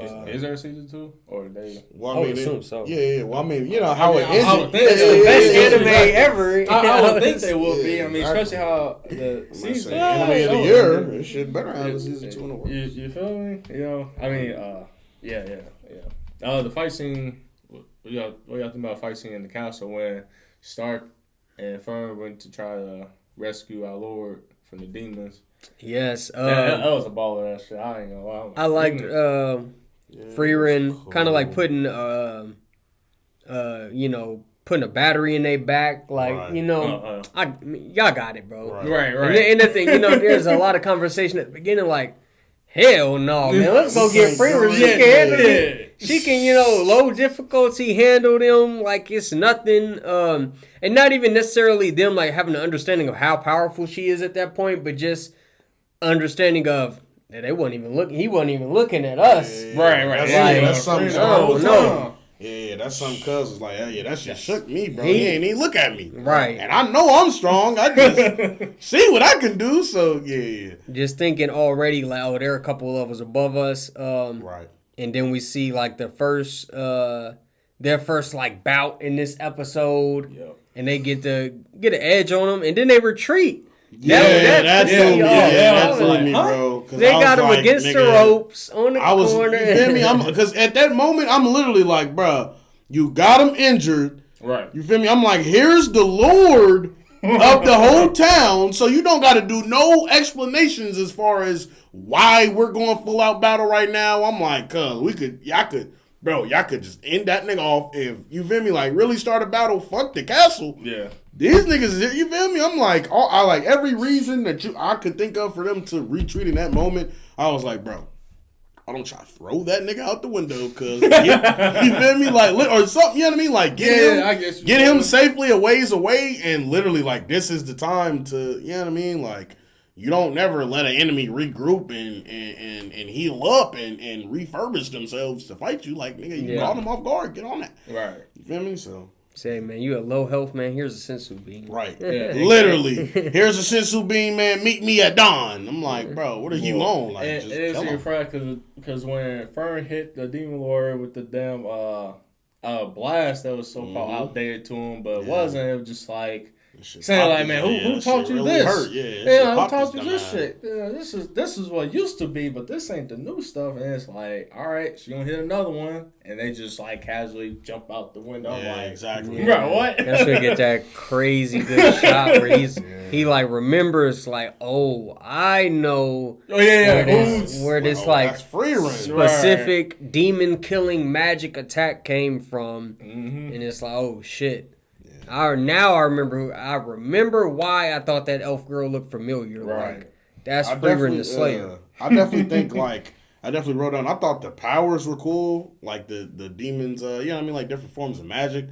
And I thought the wire that the one had, you know what I mean? I thought that was pretty cool. Because up until this point, you know what I mean? We had only seen, like I said, we've seen, obviously, like, niggas with weapons, you feel me? So I know, like, okay, people fight with sword and shield or whatever. Right. And, you know what I mean? As far as magic, we had only seen, you know what I mean? Like, the basic offensive spell and, you know what I mean? These kind of, like, one-off, like, life hack spells or, you know what I mean? Just kind of, like, mundane, like, useless spells. So I feel like to see, you know what I mean? Just more, like, battle magic or just, you know what I mean? Just more, like, magic that is clearly for fighting. I thought was cool. Especially, you know what I mean, bro, with the blood, like, you know what I mean, seeing him fight Stark, I literally was like, oh shit, yeah, this is the worst matchup for him, like, you know what I mean, I'm like, as soon as he actually got a hit in, he literally almost died, so I was like, yeah, that's tough, like, you feel me, then I was just thinking, like, damn, if it's an army of these niggas, if you on the battlefield fighting an army of niggas like this, and they all got just unique random magic. I'm like, yeah, I could see how these niggas are pretty tough to, you know what I mean, fight. So the blood manipulation. It was cool. I think Dead Man Wonderland did it better, but I mean, in that series, it's like a whole but that's the power of everybody is the blood manipulation. So they do it in a bunch of different ways. So obviously, but it was, I mean, I guess it's cool to see the demon wire magic. I mean, I kind of seen it with Walter from Hellsing, and I was like, it was okay. I mean, he didn't make it look too good either because he just got bodied so quick. I think the girl probably to me had my favorite attack type magic where she could basically copy anybody's fighting style and then basically turn like her staff into the weapon that they use to fight. I thought to me that was probably the most unique. We also learned like mid episode 8. That Frieren's master basically like put a super strong barrier over this town a long time ago. Really over to like this area. I think before it was even a town because at the first it's like a sprout. Yeah. And then she like throws like 3 fucking rainbow napkins on it. Yeah. And then and then she throws like 3, you know what I mean, layers of the spell on it. I guess the spell grew with the tree. And then basically we learned like, you know, the king of the town or whatever, the noble that's like presiding over the town is his family, you know, for a long time has been in command of like controlling the barrier, and they're in charge of the barrier. The barrier keeps all the demons out. And through like they kind of touch on the demons, like slick talk or whatever, they then came and talked and politicked their way into the town, and now the demons are in the town, kind of basically trying to take over the town from the inside and figure out, okay, there isn't a super powerful mage here, so the mage must have left a way for the humans to be able to control the barrier because obviously they let us in, so there has to be a way for anyone to be able to to control the barrier, and that's basically what they're after. Retreat, and that's y'all got anything else for the end of 8? No. Let's get into it. 9 is like all fights. Mostly. Yeah. What you got? 9 actually. Yeah, 9 Yeah, both of them actually. It's probably like a little bit of flashbacks and things, though. Yeah, it's flashbacks, but it's really just a flashback to explain the fight. So. All right. What you guys think about the fights in 9? 9 was so fucking dope, bro. Especially with Stark and the Demon Girl. I thought that fight was dope as hell. Even though my man was getting his ass whooped, but but it still showed that my man was determined no matter what happened. He was still trying to, obviously win the battle. I thought the battle with Frieren and the Demon Lord was cool. She was kind of just being overwhelmed as well, but got caught off guard. And then the Demon Lord thought, well, now I just go ahead and fight Frieren. But she kind of just turned the table on after losing her staff and kind of overwhelmed him with the power. I thought that battle was dope. But for me, against Stark and the female Demon Girl, when he had that flashback with what's his mentor's name? Eisen. Yeah, Eisen. That shit was dope as hell because when he brought the axe down on her, I don't know if you heard it in sub or you watching it dub, but in sub he just sounds so dope when he launched that damn axe on her. That shit was dope as hell. Yeah, I like that scene. Yeah, that scene was super dope. I watched it in sub too. Yeah. Other than that, no, I just think the fight in this was dope as shit. I was definitely hoping it's just like this for the rest of the show. You know what I'm saying? Just because of where it's at right now. It's episode 9, so it's 20 episodes. It's definitely got to be a lot more. But we seen up until even 10, we see Frieren finally steps up to Aurora and seeing how she actually possesses her power and how she actually has the army with her. And it was just the fallen soldiers of the other army that she just pretty much willed them to her command, which I thought was pretty interesting how they explained that. But yeah, I ain't got too much to say about that. I just thought it was dope 2 episodes of action. I thought Aura definitely had an interesting power where they explained her spell, she got the scale and she'll she can put two people, her soul and the other person's soul on the scale. Whoever has more mana, she can control them because she has a huge amount of mana. So if she wins it and she has more mana, she basically has control over them, dead or alive. And then as for the other fights, I like how I think in a little flashback they hit on Fern. This is really the first time we kind of see how formidable she is in battle. Obviously, we have a sense of she's Frieren's student, so she she'd be decent, but she's even more than that. And they hit on Frieren telling her yeah, you'll never catch up to me because I'm so much older than you, but you do, cast your spells faster than I. You can get your spells off faster than even I can. So I had to, in my notes, I was like, Fern is speed. She gets her that's what I thought would be her shtick, the whole series is how fast she can cast her spells. And then Stark, he loses his fight for most of it. Yeah.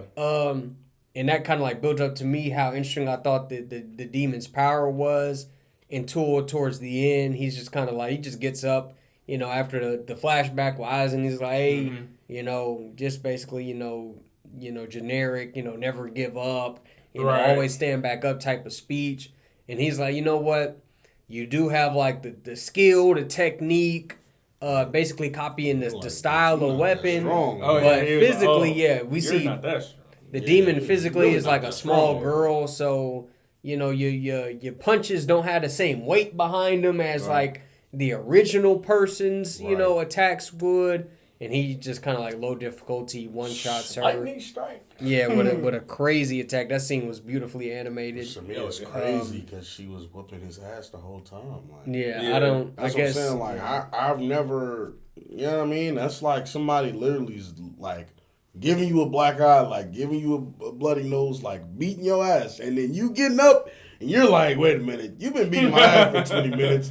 But you're not that strong like that. You feel me? To me, I was just kind of like, what the It's kind of like they wrote the fight like you fought a 6-year-old that was a black belt at karate. Like, he got all the techniques, he got all the moves, but he's a 6-year-old, so his punch is really not. But that's what I'm. But power. that's what I'm saying. Even with that though, Which is why I'm like, why is your ass beat? Literally, I'm like, you feel me? Like, I'm like, okay, I can see if it was just like.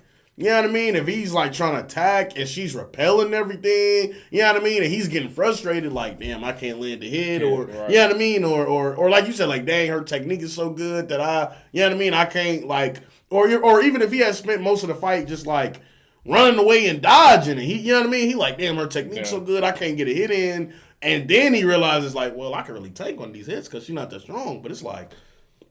Because you have physical damage. Like, bro, you're bleeding. Like, nigga, she's been physically she's been physically hurting you, bro. Yeah. And now you're saying that it doesn't really hurt. It's crazy.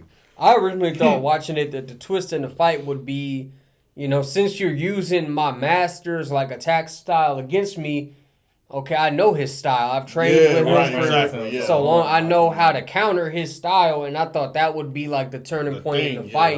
Right. Instead of the turning point in the fight being, you know what, fuck it, I'm going to tank a hit and then use that as an opening to, you know, blow you away. Yeah. Yeah, I think, but yeah, as far as like the fights, I definitely think that, I would say out of those two, I definitely think Fern's fight was my favorite. Just as far as, you know what I mean, her fighting that demon. And I feel like like you said, this is the first time we get basically a showcase of like her, like, you know, how formidable she is in battle. But also I feel like this is the first time we get shown like, and we see it, you know what I mean, like throughout the trial or whatever as far as the first class mage test. But for right now, this is the first showcase that they were basically like showing us like, all right, bro, she's more, like you said, it's more speed. I feel like Fern's attack, you know what I mean, style is like, just more attrition, like, you know what I mean? Like, she can't really do a lot, but just one spell you know what I mean? She does like, pretty damn good. Yeah, you know what I mean? Like, as the story progresses, she literally is like firing this motherfucker off from 10 different directions at somebody, you feel me? And motherfuckers is like, damn, cuz, like, she's not, you feel me? And a lot of other characters that she faces say that, like, she's not hella, you know what I mean? She's not hella powerful. She's not, you know what I mean? Doesn't have the best technique in the world or the most, you know what I mean, OP spell or most unique spells. But it's like, bro, she's just firing so many spells. It's like, she wearing me down. So I definitely thought that was cool. Like, seeing her overcome somebody that obviously is formidable, you know what I mean, like physical wise, you know what I mean, like him, like, you know what I mean, going toe to toe with Stark and like being able to damage him, like, we know that this enemy is formidable, so to see her fight him, I thought it was pretty cool. And then as far as the fight with what's her name, Aurora, and Frieren, I thought that was pretty cool. I definitely thought her power was OP as fuck. You know what I mean? Because I'm like, the show is basically telling us that, like, you know what I mean, humans are like on the lower end of like all mages. With, you know what I mean, with it being that their mana pool is smaller to start off with. And, you know what I mean, you gain mana the more you study magic, so it's like, you know what I mean, obviously people that can live longer would have more mana. So I just thought it was fried, you know what I mean, I just thought it was fried as fuck that, like, her power is using the one thing that she knows these niggas don't really have. So I thought that was cool, but, I don't know. And I also feel like it's interesting, too, in, like, episode 10, that the show basically plays a lot on the magic in this world is like tied to creativity and like imagination. So it's tied to perception. You feel me? Because when Aurora first uses her ability, you know what I mean, she's talking her shit, and like the scale is obviously showing that it's leaning more towards her. But basically, Frieren has to explain to her like, yeah, cause you know what I mean, like, I've been suppressing my man. Here's, you know what I mean, here's the full, you know what I mean, and as Aurora slowly realizes, like, oh shit, this bitch might have more mana than me. That's when her perception changes and like, damn, this bitch got a lot of mana. Right. And you know what I mean? So I feel like this is the first time that the show is showing us that magic is tied to imagination and just really like the mage's perception of the world or different things in it. And like the show touches on it later on in other episodes. So I'm like, now that we're talking about it, I did think that was cool that like they threw that in there. Yeah, and I'll say because you mentioned it as far as like Fern's fight with the Demon Lord, and she just like constantly just shooting projectiles there. And we mentioned this before. I do wish there was some sort of like versatility and the spells that they cast, because like for me watching shows that are like this with magic and all that, I get very drained when I see the same thing over and over again. And it's like, all right, I understand she's strong. She may not be as strong as Frieren, but I mean, she had to learn something along those years that's somewhat different against this, potential threats. You know what I'm saying? So I mean, that was one thing I kind of wish I seen more of. Another thing was the Aurora fight with her and Frieren. You know, we get a little bit of flashback, and then how Frieren actually became an apprentice of Flammel. Right. You know, how she became strong and her actually becoming somewhat more connected to humans and how to control her power. Well, she was already strong to begin with, but Flammel was pretty much teaching her like how to suppress it. And that's why, you know, Aurora was just so lopsided that she thought she was going to win, to just slowly see the scale just tip right back into Freeney's favor. It's like, I've been doing this for so long, you know, it's just my natural state. You wouldn't even be able to tell, it's just my natural state. And I thought it was pretty dope. Even then, that shit is hard. And it was funny, they trying to set up the scene. It's like, oh, we got Frieren, y'all. She's under my control. And then it's like, nah, you didn't have a chance in the long shot. Yeah, you were nowhere near, Yeah, that was pretty dope they did that. And then Frieren was just like, yep, now you just kill yourself. And I thought that scene was just so crazy to me when she actually, I was like, oh, they really about to show this right now. Like, oh, she just straight off herself just now. Like, damn. Like, all right. She thought she was a loose or something. Whoa. I feel like the show was definitely like, you know what I mean, like hinted at that a lot. You know what I mean? Just like even when she said it, like when she was boasting, it was, you know what I mean? It was like, bro, I've been doing magic 500 years. Yeah, right. Like, bitch, that's literally like less than half of how long she's been alive. So. I definitely thought it was cool though, man. Not until it's pretty cool. Yeah, we see basically Frieren getting taught to the importance behind like suppressing her mana. Right.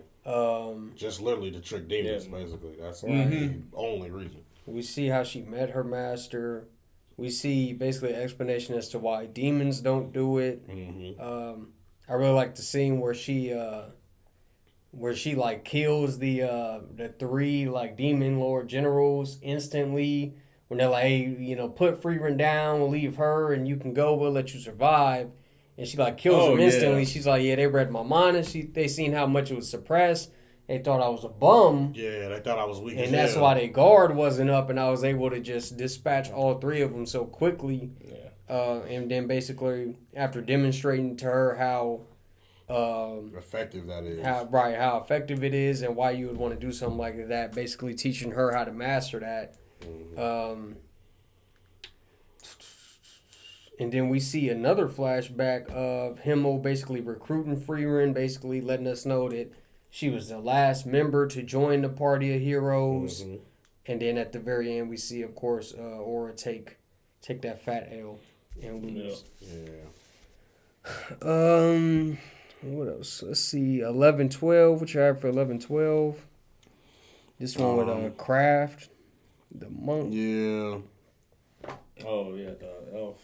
Yeah, I would definitely say this episode was cool. I don't know.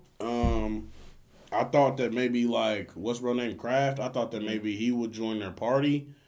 You know what I mean? As seeing and like that was something I definitely like had noticed. That I was, you know what I mean? I'm like, okay, this party, like this current party's configuration is a little different. You know what I mean? I'm like the last one, it was like 2 heroes, you know what I mean, a priest and a mage. Right, you feel me? So I was thinking like, you know what I mean? Yeah, I didn't know if they would. And at this point, I didn't even know like the show hadn't gave us the importance of a priest. You know what I mean? Because up until this point, I was wondering like what the fuck did this nigga do? Like, you know what I mean? I'm like, if she's this powerful, if she has all this, you feel me? These different spells, she has all this magic. You feel me? I'm like, what the fuck? Like, what was that nigga Hyder really doing? Because they never touched on it. He's a drunk. But so I'm about to say when they met Kraft, I thought that, you know what I mean, he would join them on their journey or whatever the case may be. But I mean, his character was cool. I liked it. I mean, you know what I mean? As far as like the character design, I thought it was kind of cool. And with him being an elf, I thought that was kind of interesting. And like him and Frieren weren't even, you know what I mean? Weren't like,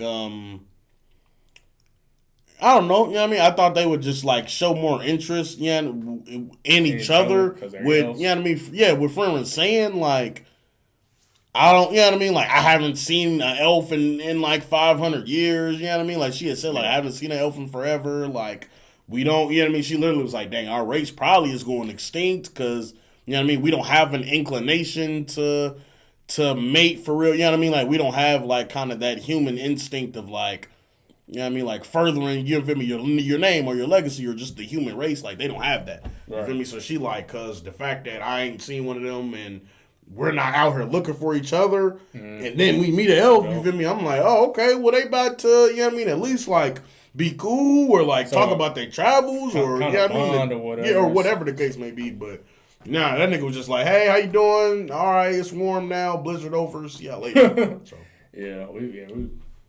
We probably only seen like 3 elves in this whole series, probably. Right, literally. And it's funny you said, I never thought about that. Like, damn, we really haven't seen that many elves. It's just Frieren, him, and then Shorty. Yeah, I forgot her name, but Sirius, I think, or whatever. Which is crazy to think that's Yeah. 11. I don't really got too much out about that. It was just funny that the grimoire that Frieren was hoping for, well, it was obviously a fake. The barrier was never really from Flammable. It was just the family passed down their power or something like that to cast the barrier. And I thought that was fraud. But, I ain't got much to 11. Right after the fight, I wasn't expecting to just, I don't know, it took something out of me after just seeing just that fight. It was like, okay, so where the show's gonna progress from there, but it felt like it just like stole something from me. Like, oh damn, this amazing action I just seen, but now it's like I'm lifeless watching the show because I just seen something so great.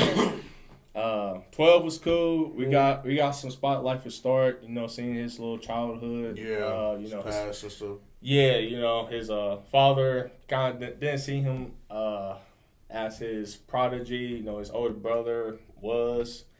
And his older brother showed him a lot more love and care than his father did. You know, his father's like, why would I train him? Even though he's training hard.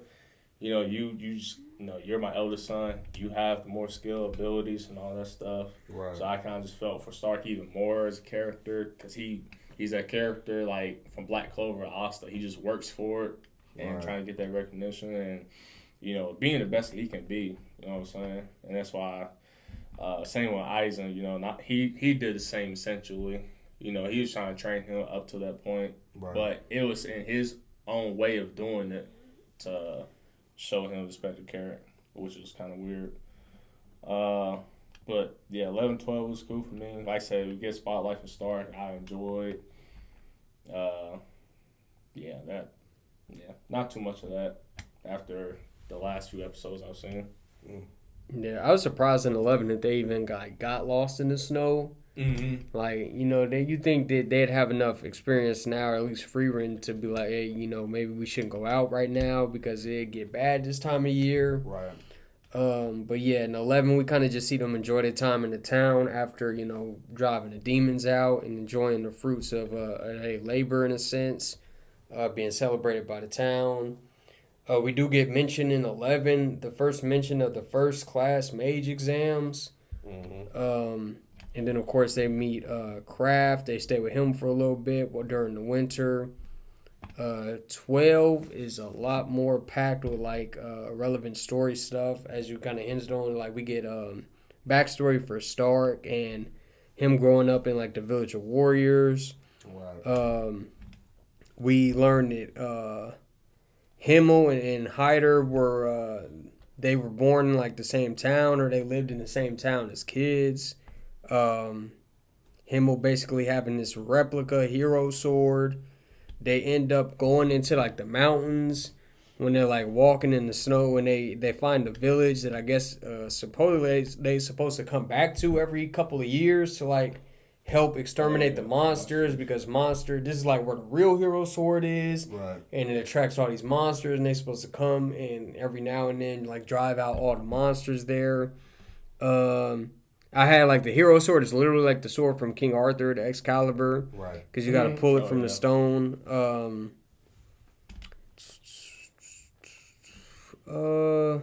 And I said basically at this point you could kind of say there are two hero swords in the world, since Himmel, he fought and helped kill the demon lord using his own sword. You would then in a sense kind of think like, well, there are two swords that the legend for them should be about equal or just be about the same. At the end of the episode we get the whole thing with like Stark's birthday, and we get the flashback showing us that like he ran away from his village because it was attacked by demons and destroyed, and basically him and Fern go through the village and get like a birthday gift for him. 13, 14. What y'all have for 13 and 14? 13, man. Main thing I want to talk about is, niggas, what's his name? Zion. Bro, I guess his brother. We smacked the shit out of him. That shit was fried. Zion? Yeah, when I seen that, I thought that was fried. I was like, bro, why'd he just smack this dude like that, bro? But other than that, like, seeing him, like, I guess, interact with the group, as far as episode 14, I definitely put he's like a needed grown-up figure.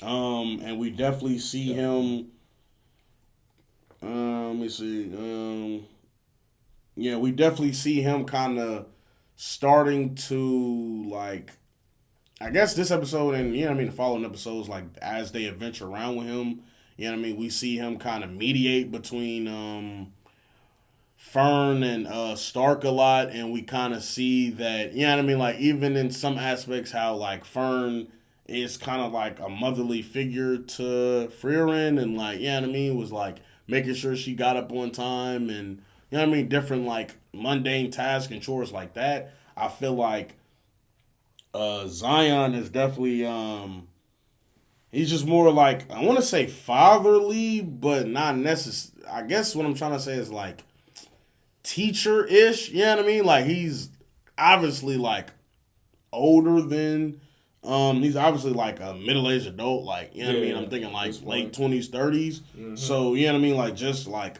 his perspective and just how he kind of, like, interacts with them and, like, shows to have more, like, wisdom and human experience than those two, that it kind of, I feel like it definitely put him in the light of just kind of, like, this older, like, mature kind of perspective that the team needed. Because up until this point, like, all three of them definitely, like, have their kind of, like, childish or, like, naive, like, ways and tendencies. So, yeah, I definitely liked, him joining the group, and I thought it was he brought, like, a good dynamic, like, to the team.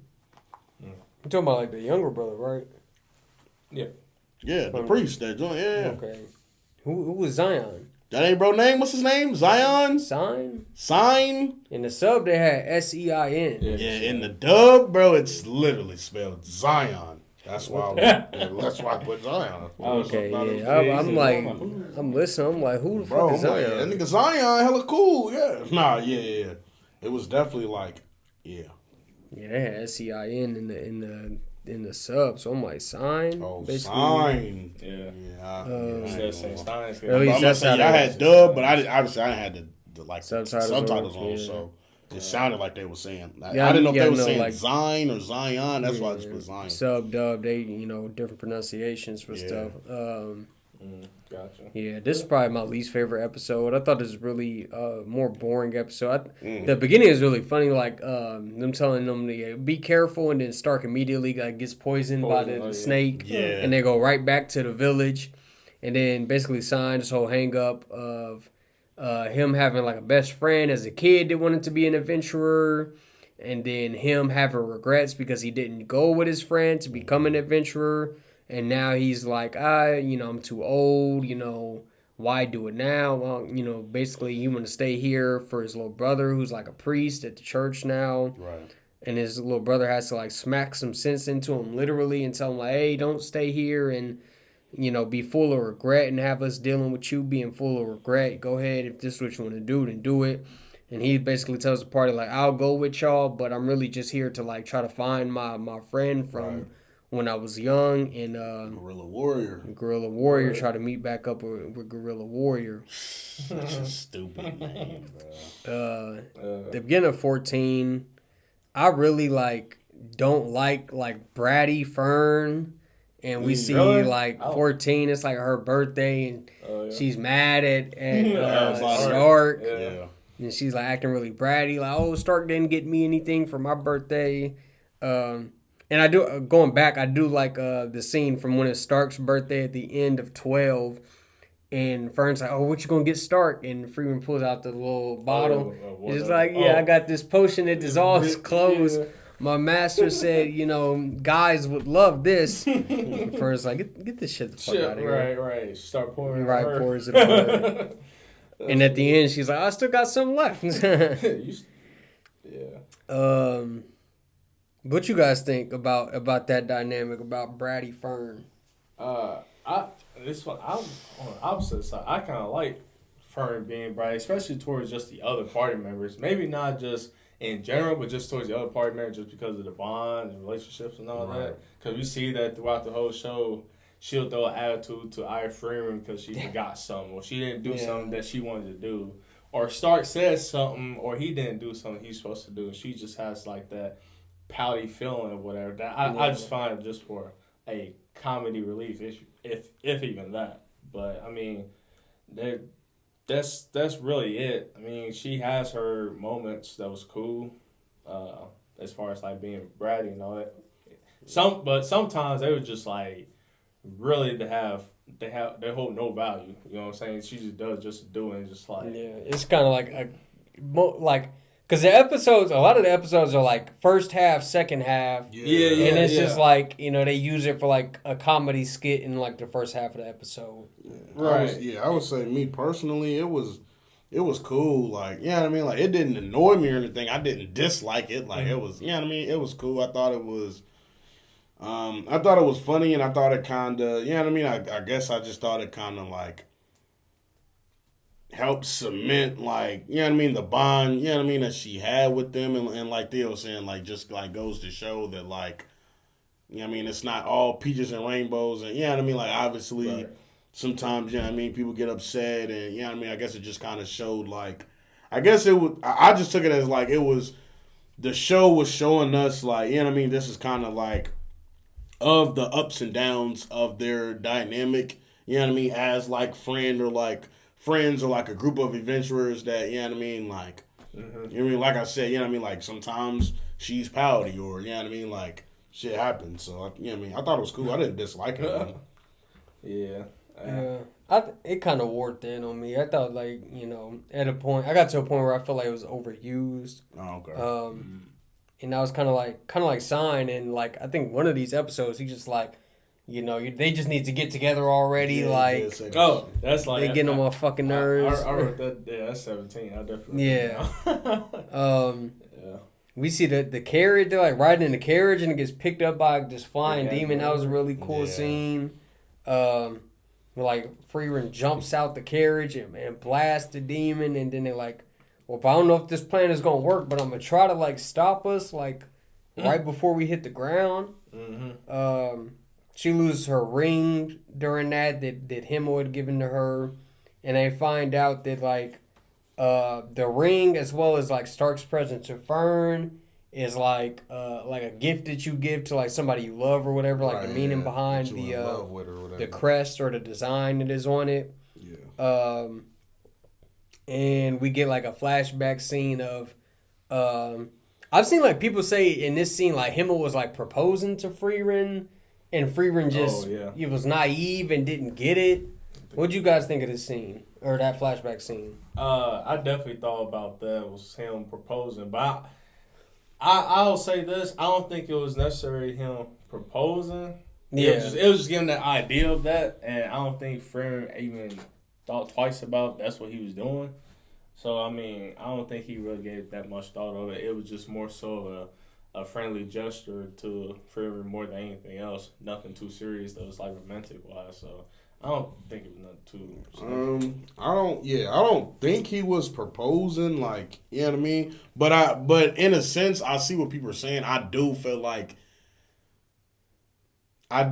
like he obviously chose, you know what I mean, like that pose. Like even he obviously chose to get down on one knee, like purposefully, even though, you know what I mean, if, you know what I mean, he figured like, oh, she might not get it, but I feel like the fact that they showed us him doing it that way, you know what I mean, like bears significance. And I feel like just, you know what I mean, like as we learn about like their relationship and, you know what I mean? Or like we saying, like the fact that she had picked out that design and he was like, oh yeah, like that's perfect. You feel me? I felt like that kind of, you know what I mean? Like went to show that like I guess that added evidence to the argument that like he did like really have feelings for Frieren, and you know what I mean? He did like develop some type of, you know what I mean? Like romantic feelings for her, like as throughout their journey type shit. Okay, yeah. At the end of the episode, very conveniently, the spell that the guy gives Frieren for like fixing his wagon back up and basically saving his life is a spell to like regain lost items. Well, yeah, like literally lost jewelry. Right, and then she gets her ring back. Spell. Right. And that shit worked wonders. Like that shit was like a fucking halo beacon in the middle of the goddamn forest. I'm like, oh yeah, man, you'll never lose nothing with this spell. Right. All right, what'd you guys have for 15-16? I thought 15 was cool. Yeah, this is the episode where like Zion, I guess. You know what I mean? Like they, you know what I mean? They stumble upon this village, and you know what I mean? Everybody's going to sleep, and feel me? Some curse, some entity is in the area. It's putting niggas down, putting niggas to sleep. But now we definitely get to see him like we get to see how he would be in battle. Right. And I'm not gonna lie, I'm like, to be honest, he's really like I literally put like he's literally goated because bro, if he didn't pull through, like bro, they would have died. Like everybody would have died. Everybody would sleep. You know what I mean? Like it would have been over. So I definitely think it was cool. I feel like this also goes to show once again like how formidable Frieren was. Because, you know what I mean? Like, he literally was like, all right, only got enough power, only got enough juice to wake me up for about 5-6 seconds. Yeah. How am I going to tell her? How am I going to relay this information? Is she going to know? And he literally was like, damn, I do remember her saying specifically, like, wake me up when you fight him, and that's all you gotta do. Like, just make sure I'm up when you fight him. I don't want you doing it alone, and I got your back. So you feel me? I definitely thought that was like a cool scene. Like, you know what I mean? Him waking her up, and she instantly was. You feel me? Like he didn't even get it out. She You feel me? I definitely thought that shit was cool. Yeah, I agree with you. That I thought it was so fried because I'm watching that. I'm like, nah. Yeah, how you supposed to explain this in like 5 seconds? You can't just, you know what I'm saying? Like, how is she just going to figure? She's just like, no, like you said, just wake me up. I don't know. And it's like, damn, okay. All right, that's cool. But, yeah, 15 was a cool episode. I guess it shows her she's also not knowledgeable or, like, she's weak to even certain stuff. You know, she's not just that OP of a mage who can know all, do all kind of thing or resistance or anything. But yeah, 15 was cool. I really didn't care for the whole Stark, like part 2 of it, of him having playing a role as the dude's son. Oh Like, yeah, I don't know how I felt about that. Cool. It was okay, but I'm like, all right, yeah, I can do without this. I thought you liked the Stark and I Fern do, man, dynamic. but this one for some reason just did not. That was the Stark Fern shippers' favorite episode. It just Literally. even then, Jordan. It just didn't do it for me, man. Yeah, I guess narratively that wasn't like the best half of an episode we've gotten. I thought it was cool. I didn't really have, you know what I mean, like I said, I didn't really have too much of a problem with it. I did think it was kind of, you know what I mean, as far as like plot goes, I was like, okay, this shit is kind of mad convenient that like, you feel me? I'm like, cause this nigga done stumbled upon some rich guy. They need money. They done stumbled upon some rich guy that literally looks just like him. I was like, damn, this shit has a role that only he can play. I was like, that shit is kind of convenient, but yeah, like, oh, you look just like my son. I just need you to do this for me real quick and act like you alive. Well, act like my son's alive. I'm just like, what the fuck, bro? You want to keep a morale high in the village. Yeah, I'm like, crazy. Damn, bro. Yeah, I'm like, damn, for real. What? Buddy gonna be gone here. Then what? Just like, oh yeah, he actually died in the battle a long time ago. So yeah, man. Once you leave, man. Say, man, we gonna be able to break it to him that he did in 6 months. We just can't do it right now. Like, what the fuck? So yeah, okay. Yeah, it was kind of with like silly reasoning, but a reason for them to have to dance. Right. So like, we can shit. Literally a reason for them to just get dressed up and have a ball. Yeah, I like 15 at the beginning, kind of touching on like Frieren not being super OP, just being able to tank everything, as Theo kind of alluded to. She does explain like the different magic types between like the goddess magic that like the priests in them use, the demon magic in terms of like the demons, like basically having to like specialize in the one spell they know, and like that's the spell that they do for their lifetime, so they kind of like master that one spell that they know. Yeah, like most mages, you feel me, only got like, you know what I mean, like one like shtick or like one niche, one thing that they devote their lives to. Yeah. And then like the magic that mankind kind of like develops and hones, all types of different stuff that they do with the magic. Right. We see basically that first half just kind of weighing on like Sign being like new to the group and him having to like develop his trust with, you know, everybody having to trust him and him having to trust them, because at first he does like try to fight the monster alone because he's like kind of doubting Frieren, like I won't have time to explain anything to her. Was she, you know, did she really have the power to kill this thing in like 5 seconds? And then basically by the end of it just being like, you know, fucking, you know, I should trust her. If that's what she want to do, we'll do that. Obviously she quickly dispatches of the monster. We do get like an offhanded line that they're like halfway to their like end goal destination of like the land where they can talk to like dead spirits. Right. And then of course, as we touched on this whole second half of the episode, start going undercover as like this noble son, and them going to like the knight's ball and having to dance and everything. My favorite part of that second half of the episode was probably Ponytail Frieren. But yeah, I wasn't like too big a fan on that second half. I did like the like subtle dynamic that they had of Stark and like the noble's youngest son. He's like, hey, you know, don't give up on the youngest son, whatever, you know. You know, even maybe, you know, he might not be super talented right now, but, you know, who knows what his potential could be. And he was very happy to see that the noble was like, oh, yeah, I'm already knowing, bro. I tell my youngest son every day, like, hey, bro, he work hard, you know, just keep at it, and, man, all this shit is going to be yours one day. Yeah. That's right. The only coolest part about it. Yeah. 16, 17. We get Old Man Vol. What you guys think of the Old Man Vol episode? I like the part where he hits Stark at the very beginning when they first walk up to him, hits him with his like his sheath sword. Right. Stark can't even stand up. Oh yeah, my man sitting down. Yeah, I can't even stand up. He said, "Man, if this sword was out, and you be gone." Yeah, it took your dumbass leg off, man. Bull. And I definitely thought this episode was cool. I think this episode, Old Man Foe, I feel like he was definitely cool. I thought it was cool, like him training with Stark, and just, you know what I mean, just kind of like seeing like the like outlandish like training regimen he had that going, like carrying the, you know what I mean, big ass boulder, just like doing different stuff. I thought that was cool. Him talking about, you know what I mean, his reason for being there and how long he's been there and different things like that.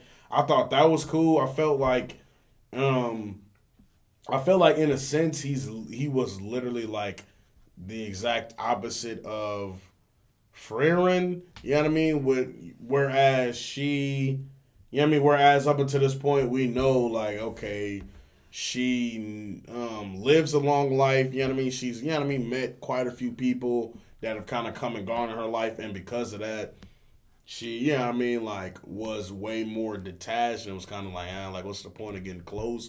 Right. Whereas with Old Man Foe, he just out the gate, like, yeah, bro, I fell in love with a human, and cause since then, cause I made a promise to somebody that I really loved, and cause I've been upholding that promise, and you know what I mean, like keeping that memory alive.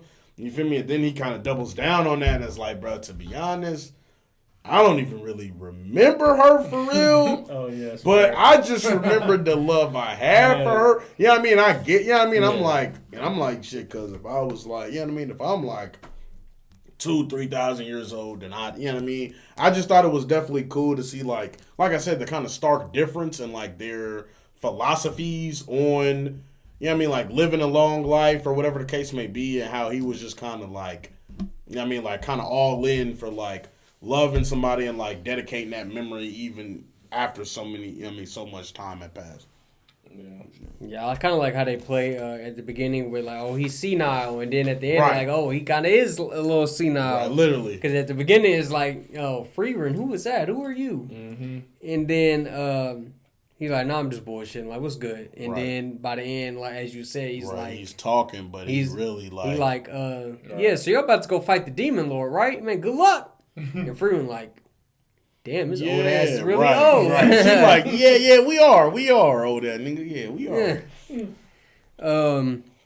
Through the second half, we get like more stuff with Sign and his whole the thing with like the guerrilla warrior. Right. They find like an old lady who maybe have an idea of where his last stop was at, and she got them doing a bunch of like silly fetch quest type things. Chores and shit. Right, which one of the last ones is like to clean a statue. They see it's a statue of like Kraft, and I guess somebody he had gone on adventures with. I believe the person had remained nameless, right? Like they didn't know his name in the episode, and I don't think it was we ever figured out who that person was. Yeah, it's not touched on, but this like I think it was it was a statue. I guess Kraft used to be a warrior. And he was with like a priest or something, and like they didn't know the priest's name. They was like, bro, we don't know. We actually don't know who the hell that is. Right, and at first you kind of get a sense like maybe it's the guerrilla warrior, but then you see the flashback like, oh well, no, because they had seen this statue as kids, and that's kind of like where Hyder had given them to their nicknames like guerrilla warrior and what was the dude's nickname, like goatee priest or something? Yeah, goatee priest. I was going to say mustache priest, but goatee priest. But yeah, they talk about where we get those flashbacks as far as that statue goes. By the end, he realizes that the hint that the old lady got or whatever, she it's in the opposite direction of where the party is heading. So he kind of got a decision to make, like, hey, do I abandon the party and go look for the guerrilla warrior, or do I just stick it out with the party? And that's where we end off on 16. What'd you guys have for 16? Not much. I mean, 16 was cool. I mean, you guys pretty much wrap it up. How I felt about it. I ain't got too much for 16. Even for 17, I don't think I got much for it. Other than just, like we said about the relationships and bonds of the main group, Frieren and Stark and Frieren. I really wrote down because Fern started having their little issues again. I was like, at this point, they might as well just be dating. Like, they just need to put it in the show. Just like, what happened after episode 15? They just need to go ahead and do that. Even Sane is like that when he has like his little talk with Frieren at the little tavern, whatever. It's like, why don't those two just date? Like, what the hell is we doing here? I don't really understand like those dynamics. Right. But then they go in further detail why Frieren felt like that because at the start he's such a hard young working man that he doesn't realize his strength.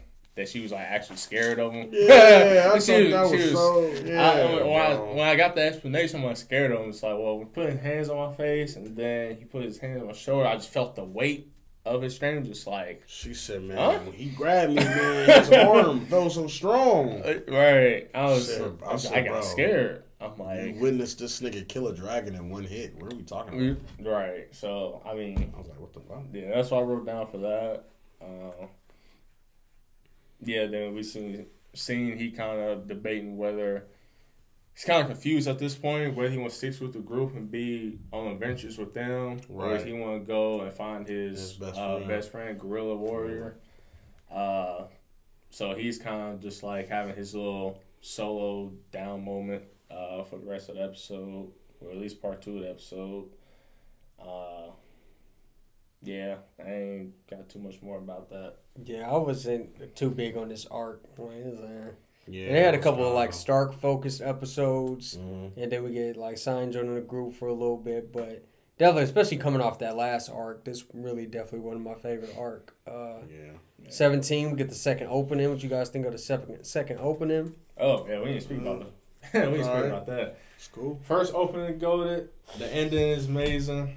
Second opening I can care for. It's alright, but first opening is peak.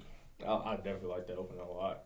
Definitely team first. They were close. Like I get a first opening a 10, second opening mostly because of the song, and then the second opening I'll probably give like a 9.2. Really? They were close. I definitely prefer the first one, but the second one was definitely not bad. Okay.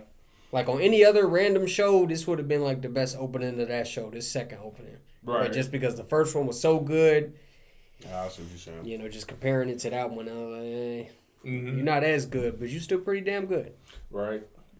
Yeah, I'm surprised they kept it going that long because I would think normally, even for a 20-episode anime, they'll probably cut off at like early on episodes. Like 12, 13. Yeah, because that's what they usually change them at. Even the endings, I think they do that as well. Yeah. But I think they keep the ending all the way through the same. Yeah, the ending stayed the same. Yeah.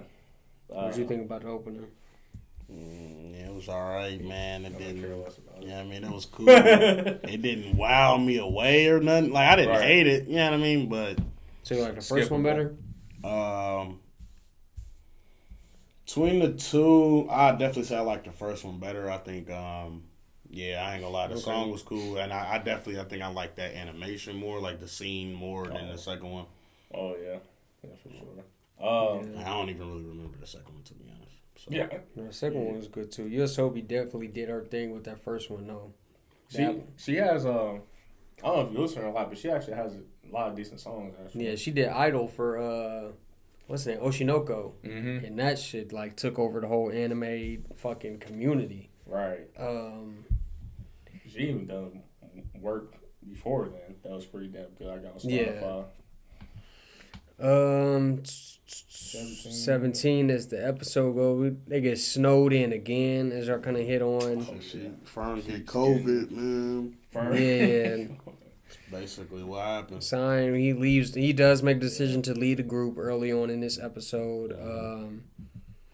Fern's sick. What else did I have in this one? I wrote down some of the actions that Frieren does. It reminds me, or at least what I wrote down, is what she do for other people. She does it based off of him on character. Because he does a lot for other people, and he cares. And Frieren, she really doesn't. She don't show it. And I think Frieren doesn't understand Frieren's character. It's like, man, she she can be such a childish character or like not caring some sort because she always forgetful, but she actually does care. And you know, the whole premise of the show is just her character development of like showing her being a better person, I guess you would say, as the show goes on. But I just wrote down her actions are based off of him, a character from the previous party, because he was such a, like we said before, he's such a caring individual. Every village he's go to, he always help out. He's always humble, and doesn't matter what happens, he just do it. You know what I'm saying? So we've seen some actions throughout the show up to this point that she does help out, you know, her party, no matter what the case may be.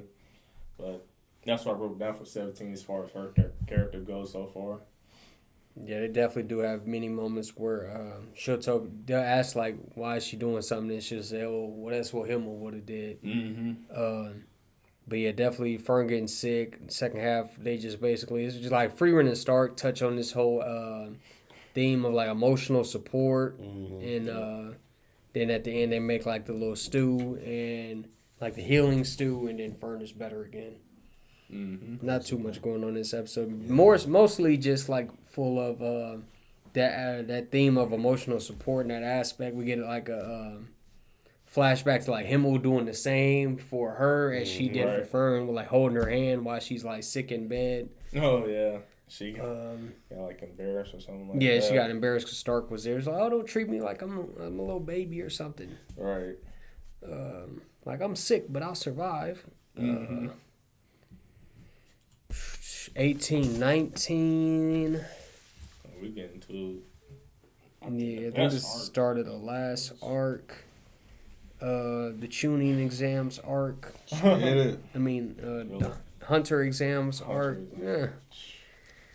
I like to early on in this episode we see Frieren talk about how she's been defeated 6 times by mages with less mana than her. Yeah.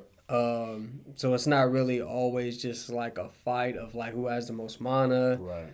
It's a lot else that can go into it. Yeah, not as much. You know, how much magic energy do you have? It's how you use the magic that you have. We see Ubel, our first like moments and shots with Ubel, and she gets saved by Kraft from these bandits. And Kraft like just heads the other way, and she basically tells him like, "Oh yeah, I'm going to the city to take the first class mage exam." They get to the city, they learn first class mage exam happens every 3 years. You have to be at least a third class, like third. I thought it was like fifth class. No, it's 5th class. Yeah, fifth class mage to be able to participate, and it's happening in 2 months from the moment they arrive in the town.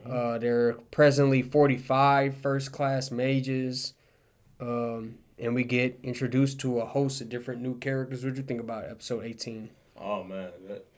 I did not expect them to throw all these characters out. I was like, damn, I'm just going to have a hard time remembering these characters. I just wrote them down. That's the only reason I was able to remember. I can't even do that because I had to have literally a picture just to tell you, like, all right, this is what we're talking about here. Yeah. Episode 18 was cool. I wrote down Frieren was kind of against taking the first class mage because she was like, I mean, I already know I'm a stronger ass mage. You know, I got this little necklace here, the little holy necklace or whatever it was. You know, this just proves to me I'm just a powerful clouded mage. already. Yeah. Because she go in there and the dude sees it. He's like, hold on, can I take a closer look at that? Holy shit! Straight up, everybody else was like, man, I don't even know what this is, but he knew, and I'm just like, that's all we need to see from there. She just goaded even then. Yeah, Frieren is just pretty much a teacher to Fern at this point for these 2 months. She's trying to help her up to speed for the exams that's about to happen. We see these other characters during the little meeting. You know, the two, you see Sense and I can't think of the other character's name, but they're pretty much scoping out everyone else that's the candidates. They're like overseeing the tests. They're just overseeing the test, and I'm thinking, okay, these two are like the administrators that we're gonna see later on. That's gonna do like a little mock battle with them. The Jonin. Right, you know. So that was cool to see them. Like I said, a bunch of other characters. We see the grouping of these characters. I thought for sure they just going, they just gonna pick who they gonna be with. It's like, no, we just got bracelets and just random match them up. Like, oh, all right. So. I didn't know how they would handle that, but yeah, once they did like do the teams, Right. I kind of did have a feeling that Fern and Frieren wouldn't be on the same team. Right. Okay. I thought that would be too easy. Yeah, that's what I thought was Well, going to you know happen. what I mean? I was like, if they get on the same team, I was like, I can't see any. You know what I mean? Like, especially like after seeing the challenges they did go through, I'm like, if they was on the same team, yeah, they probably wouldn't have had no problem. You know what I mean? Like completing them. Yeah. Type shit, just because they was so close and like their chemistry was so good. Mm-hmm. Yeah, definitely by the end of this episode, a feeling that Frieren definitely had her work cut out for her because we see her team. Oh, there's like this set of like bickering sisters, childhood friends, and Yeah. this is like, oh man, she definitely gonna have her work cut out for her. Which is crazy because it's like, you know what I mean? It's like, that's such, I don't know, I felt like it was such kind of like a glaring, like at first, you know what I mean? Like the moment I seen how their magic worked, I was like, oh yeah, this is definitely, this is plot. Like, you know what I mean? These two go hand to hand. They're not going to be able to do much without each other. You feel me? I'm like, one, she controls water, nigga, and she freezes water. Right. I'm like, yeah, the fact that they're always arguing, that just kind of cements that, like, yeah, these two go hand in hand. Yeah. I just wrote down some. It's a funny. That's another funny dynamic team too. Frieren and them two, because and we see another side character. Frieren just like, I like how they design Frieren character. When she's in those moments, she's just like helpless and she just like goofy. She's like on the side, just doing her own thing. Yeah, just doing her own thing. Just like, here we go again. She just watches them. Oh, they already fighting. We don't even know each other's name. How are we just walking and introducing each other? You know, it was just a funny another comedy relief that they're doing here. That was I'll accept because it was actually kind of funny to me. Yeah. I thought definitely for Fern to be on the team of Ubel and Land, I thought she was going to be beefing with Ubel just because of how Ubel's character was initially, how Fern is. I was like, this is going to be an interesting kind of thing. But I also thought the setup they was going to do for this exam was each team would just face off each other, like that. Yeah. So I wasn't expecting it to be like, it's a search and retrieval kind of thing. Right. Because usually some shows they'll do just that. You just face off each other's groups. So them just doing like this on open scale is actually pretty dope. We're talking about 19 on this one as well, or just 18? Yeah, we're going to 19. I think we're all ready.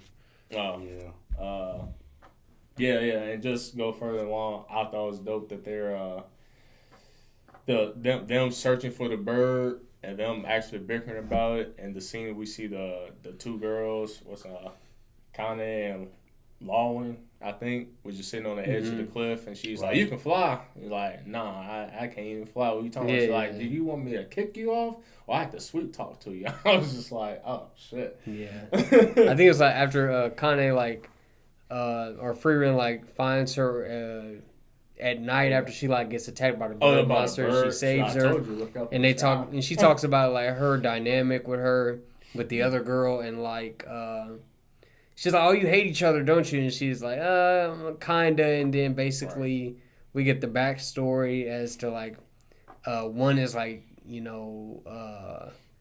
not as confident, a little bit more cowardly, and then she basically puts a battery in her back and is a hype man for her, and It's basically crazy she's really the stronger one. Right, and basically gave her the confidence to basically feel like I could be a great mage. Right.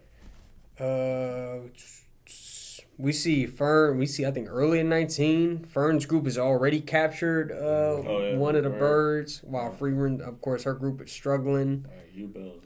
Fight. Yeah, they Frieren's team is trying to come up with a plan to capture the bird, because Frieren, is kind of being a teacher to them. First day, she's like, "Hey, just observe the bird and figure out its characteristics." They see it can sense mana, it flies very fast. They try to freeze it and capture it, and it's nah, you can't capture it like that. It's very powerful. So a basic trap type thing would not work.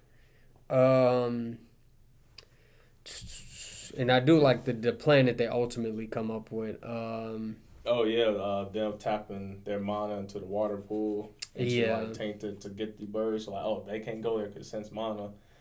And yeah, it was definitely dope, especially with Frieren. She's just there meditating essentially. Cause you just see all these other creatures just stopping by and drinking out the water. Even the big ass Like owl. monsters, yeah. Yeah, you feel me? And they just casually walk up to her. I'm like, oh shit, like they not doing nothing to Frieren because she just like stands still until when the bird just shows up and she just does her little spell. That was funny that they were so specific. It's like I can't only activate unless it's 5 centimeters. I'm like, Yeah. damn. I'm like, And she 5 like lowers her mana so much that like the bird just lands right on her and doesn't like sense the mana or sense anything to be like afraid of or whatever. Mm-hmm. I think it's crazy too. Like they also say, Fern, like in their group, like I guess they run into somebody or something, and they comment on like damn, like I already got a bird, and they like, yeah, man, Fern over here, man, she learned some type of spell from her master that only work on birds, and it's like it's crazy. It's like the same spell that Frieren was using with them is the same one that Fern used that they was able to get theirs. Right. Yeah, they talk about they like came up on like a roost or a nest or whatever. Yeah, like they just had to get stumbled one upon easy. Yeah, one. it was real lucky. Right. We get I guess mention of like the great grand mage was it Siri or whatever. Yeah. The one who like created the barrier that the test takes place in, like the big dome barrier. Yeah. Oh, And then we see the flashback. The one that gives everybody they like privilege, mage privilege and shit. Yeah. Yeah, and then we see the flashback that was like Frieren's master, her master. Yeah, that was her And so- idea. Shit right. Was this whole like. And so I'm I guess, like, every class of time, mages like, and shit. every time that they kind of introduce a mage that could possibly be even more powerful than Frieren already like knows that person or is connected Right. to that person in some way. I thought that was funny.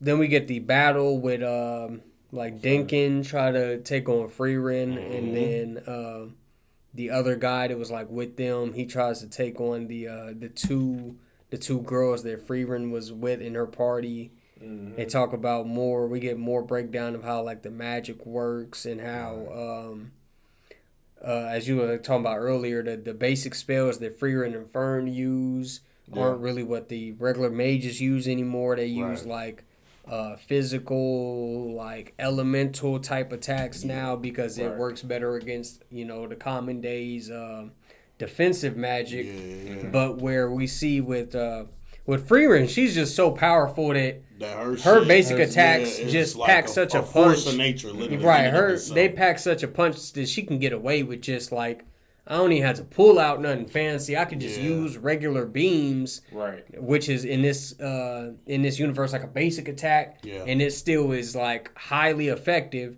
And then she's basically taught Fern to like master like these basic beam attacks to where literally like but they might not pack as much of a punch as like Frieren's do, but she can fire them off faster, and she can fire off so many of them and control so many of them at once. It's like she's like a master of like the fundamentals in a sense. Like she's mastered the fundamentals. Yeah. I'd definitely say I thought that was my bad. Oh no! I was gonna add on to what Jordan's saying just about her basic attack just packs a punch. She don't even need to. I was about to reference the episode we're gonna talk about later. It's episode 25. It's something I notated down. Just like it don't even matter what y'all do to Frieren. She just like I said, she just packs so much of a punch. She's just that strong of a mage that it don't matter where she lacks at. She just makes up for it automatically. You know what I'm saying? No, I was definitely just gonna say like, I think this this like first like mage test exam, I definitely thought it was cool. Like, just seeing the different fighting styles that like these different mages have and stuff. And I'm gonna say for that episode, as far as like Dinkin, I thought seeing him fight was cool just because they had talked so much about like him being more of like a mage politically and like you know to be like how he had kind of he's like imperial maybe. Like how he had kind of like worked his way through like you know what I mean like the court and like had garnered power and wealth. Yeah. They didn't really you know what I mean they didn't really like touch much on like you know what I mean like him like using his magic as far as like outright battle. Right. So to see like you know what I mean like how strong he was and to see the like the different things that he used, I thought it was cool.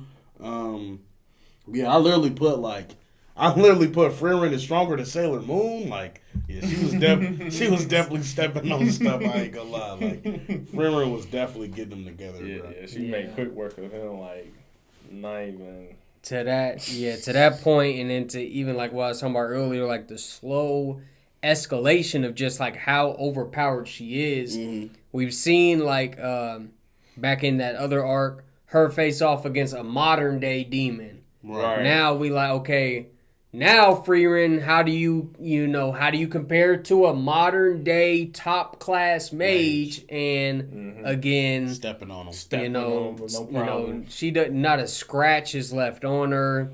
Basically is just toying with this guy, and it's when she's ready to end the fight, she ends the fight. Right. Yeah.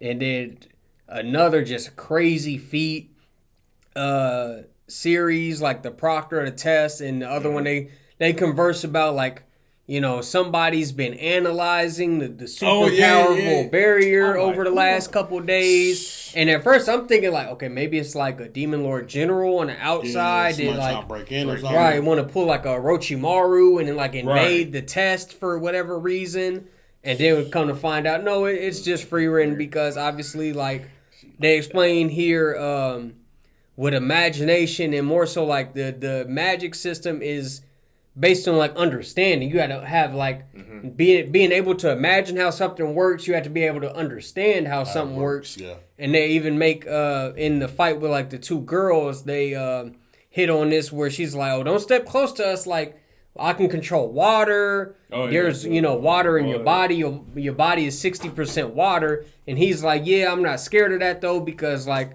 Bitch, you're not like a doctor or anything.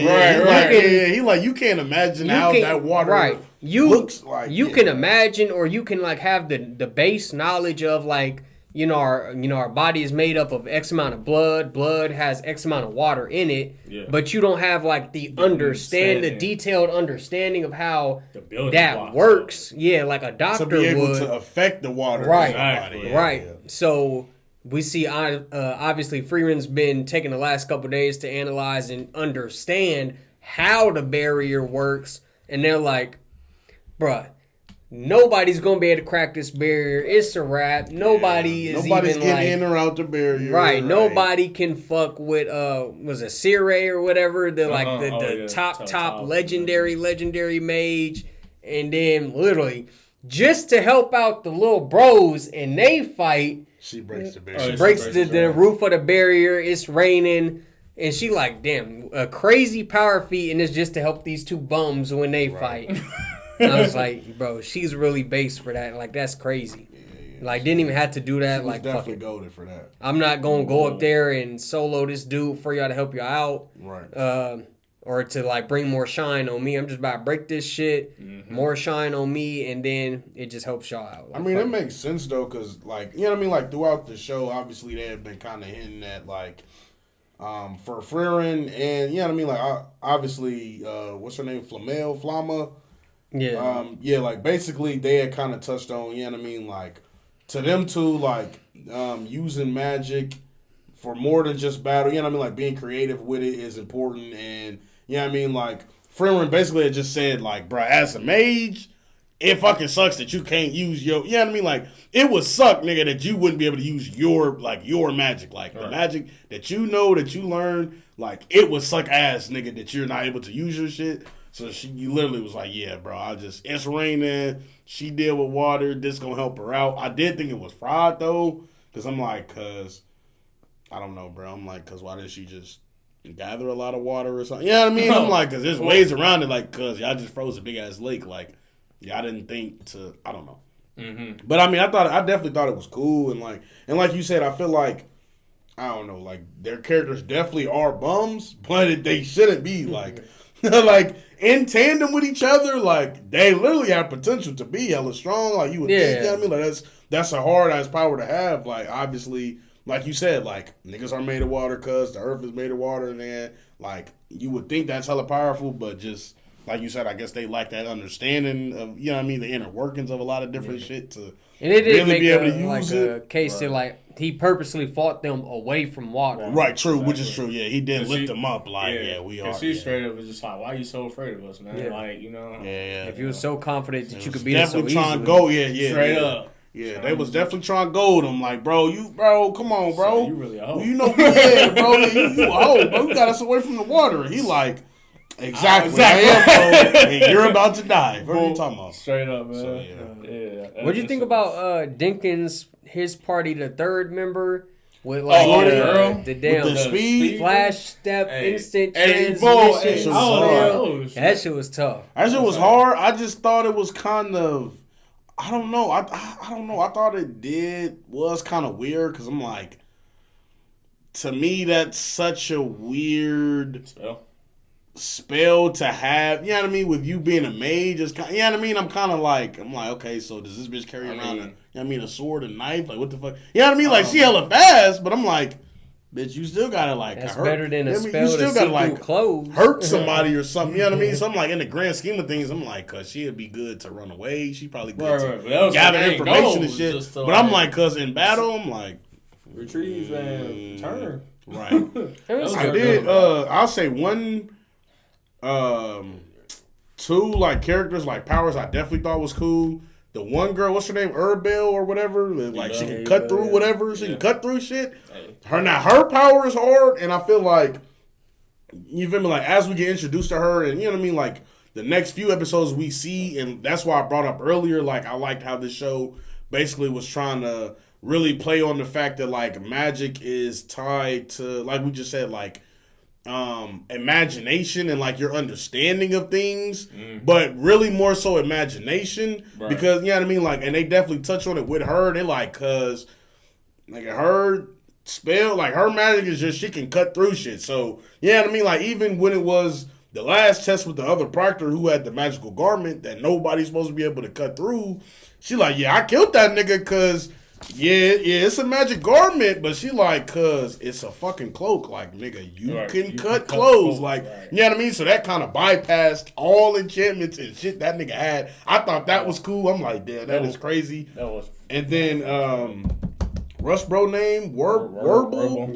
Yeah, I thought his power was hard. Like, you feel me? Now, his backstory was kind of crazy. Like, you feel me? The clip of the army of kids, just no emotion. Them niggas like just there to accept death. Like, yeah, they about to fucking kill us. Right. I'm like, bro, that was fried as fuck. I'm like, cuz, like, what are we talking about? Like, I feel like that was probably the most like disturbing or like dark thing that we seen in the show was like, you feel me? Like somewhere out there, it's a kingdom of niggas that's just enslaving women and children. Specifically, and putting them specifically on the front lines is crazy as fuck. What you guys think of that fight? We didn't talk much about that fight that like Friends group has to deal with. I thought that shit was cool, but like I said, I thought his power was hard. Like him being able to, I mean, I guess like as long as he had lays eyes on you, he can literally like freeze you and play like blind you. Yeah, blind you as long as he see you in his peripheral pretty much. Yeah, that's like, I thought that was cool as hell. And then Buddy that was fighting dude in the field of flowers. Yeah, I was just about to say the other dude, he's goated, bro. I'm not going. Well, we found out later on, just like, he really liked that, bro. Yeah, he reminded me of what's bro name, Kabuto off of Naruto. Oh yeah. That's literally the vibe I got from him. You feel me? I was just like. I was like, bro, this nigga is just like a fucking genius. Like, this nigga is crazy. Bro, it was fried because every moment you thought my man is about to just be off, my man is like, right. And literally, it's not until like episode 27, 28 where you really see where he's at, and you're like, no fucking way. It is fried because Siri's just like, this is a fucking joke. Right? How you gonna come to this damn test? You're not even here, bro. And that cone behind you. Nigga, where you at? You like miles away, bro. I'm like, because up until that point, we're kind of like stuck with this understanding he could make one clone. Yeah, right, and that was the thing too. I'm it's like when he had talked to what's her name, Siri or whatever. You feel me? She said that like, dang, you ain't even gonna really show up to the thing, like, and then the clone comes out, and he's like, he's like, nah, I'm right here, man. I just had to see, and she like, bro, stop fucking playing. And then when they really like show, I'm like, yo, this nigga, my man's out on the bed drinking tea. He's like, oh, you see me? Shit, man, you ain't right, and it was crazy. She like looked off in the distance, and we just supposed to. Right. You know what I mean? Put two and two together that she's looking exactly to where this nigga really is. It's crazy. Right. I'm like, oh damn. No, that was definitely probably, you know what I mean, one of my favorite like displays of a power. I'm glad you said that. Like, I thought that shit was hard. Yeah, I'm glad you said it. I didn't think nothing about that. I'm like, him fighting Byakuya. I'm like, bro. I'm like, bro, who's this man? Got the flowers, man. That got the iron shit, silver flower petals. He was he was like turning flower petals into metal. Yeah, that's iron. Where the fuck it was? They kind of like hit on this, like you guys point to, like Wibble and U-Bill, like having like this edge off, like who's even more fucked up, who's more edgy, and then you kind of go like his character kind of, I wouldn't say breaks, but you get like the sense of, okay, he's not like super evil. He had a clear line. He literally was like, I was kind of forced to do, you know what I mean, the fucked up things that I did, whereas her, we just get the vibe that the nigga, that's just your natural. She's just not shit, she's just a fucking menace. Right. So, his team, they take the L. They took a team wipe L. Every member of his team loses their fight, but they end up getting a bird anyways. They get lucky after that and end up getting a bird. Oh, yeah, because what's her name? The girl was fighting Fern. Well, she lost just because she just got overwhelmed from Fern. Yeah. But it was funny seeing. It was just funny seeing that he got back. She couldn't walk. Buddy couldn't walk. Right, and they get to, I don't know where they get to, and they get to see the bird. And he's just like, what was the whole purpose of all this? We just want to find this damn bird. Because their initial thing was like, we'll just like find a team that has one already and take their shit. Right. At first I was like, damn, did Fern kill that bitch? Because she saves U-Bill from Wibble, and she's like, he's like, oh, where's the team member? It's like, I killed her. Right. And then he's like, well, shit, I guess my team lost. Like, fuck it. You know, I'm done here now. But we did see, like, some mages dead, though. Like 18 or 19. That's what I'm saying. Some niggas definitely died. Like, hang up from the trees. I'm like, oh. Like the monsters, those flying monsters, they definitely killed, like, a couple niggas, And the Frieren tells them at the very beginning, like, hey, watch the skies or whatever. Right. And he was like, what you mean? Right. Like, nigga, that's why I said that, nigga. Yeah. That's all happened in 20. I forgot we had skipped over 20. We also learned, like, Siri, the god mage or whatever, grants, like, a spell, any spell, the winner, anybody who gets granted, like, first class mage status can get any spell that they want. Mm-hmm. And then, bam, that's 20. 21 we already talked about. Mm-hmm. I like at the end of 21, Dinkin also, like, they, like, accept their defeat honorably, and so the story has mercy on them. They get to go fist fight some bums who are. I wanted to see that. I was like, they ran into some niggas that just was out of already like lost. them. Yeah. He's like, are you ready to fight like a man? Dude's like, he's serious? Right, he's serious, bro. You can't be serious.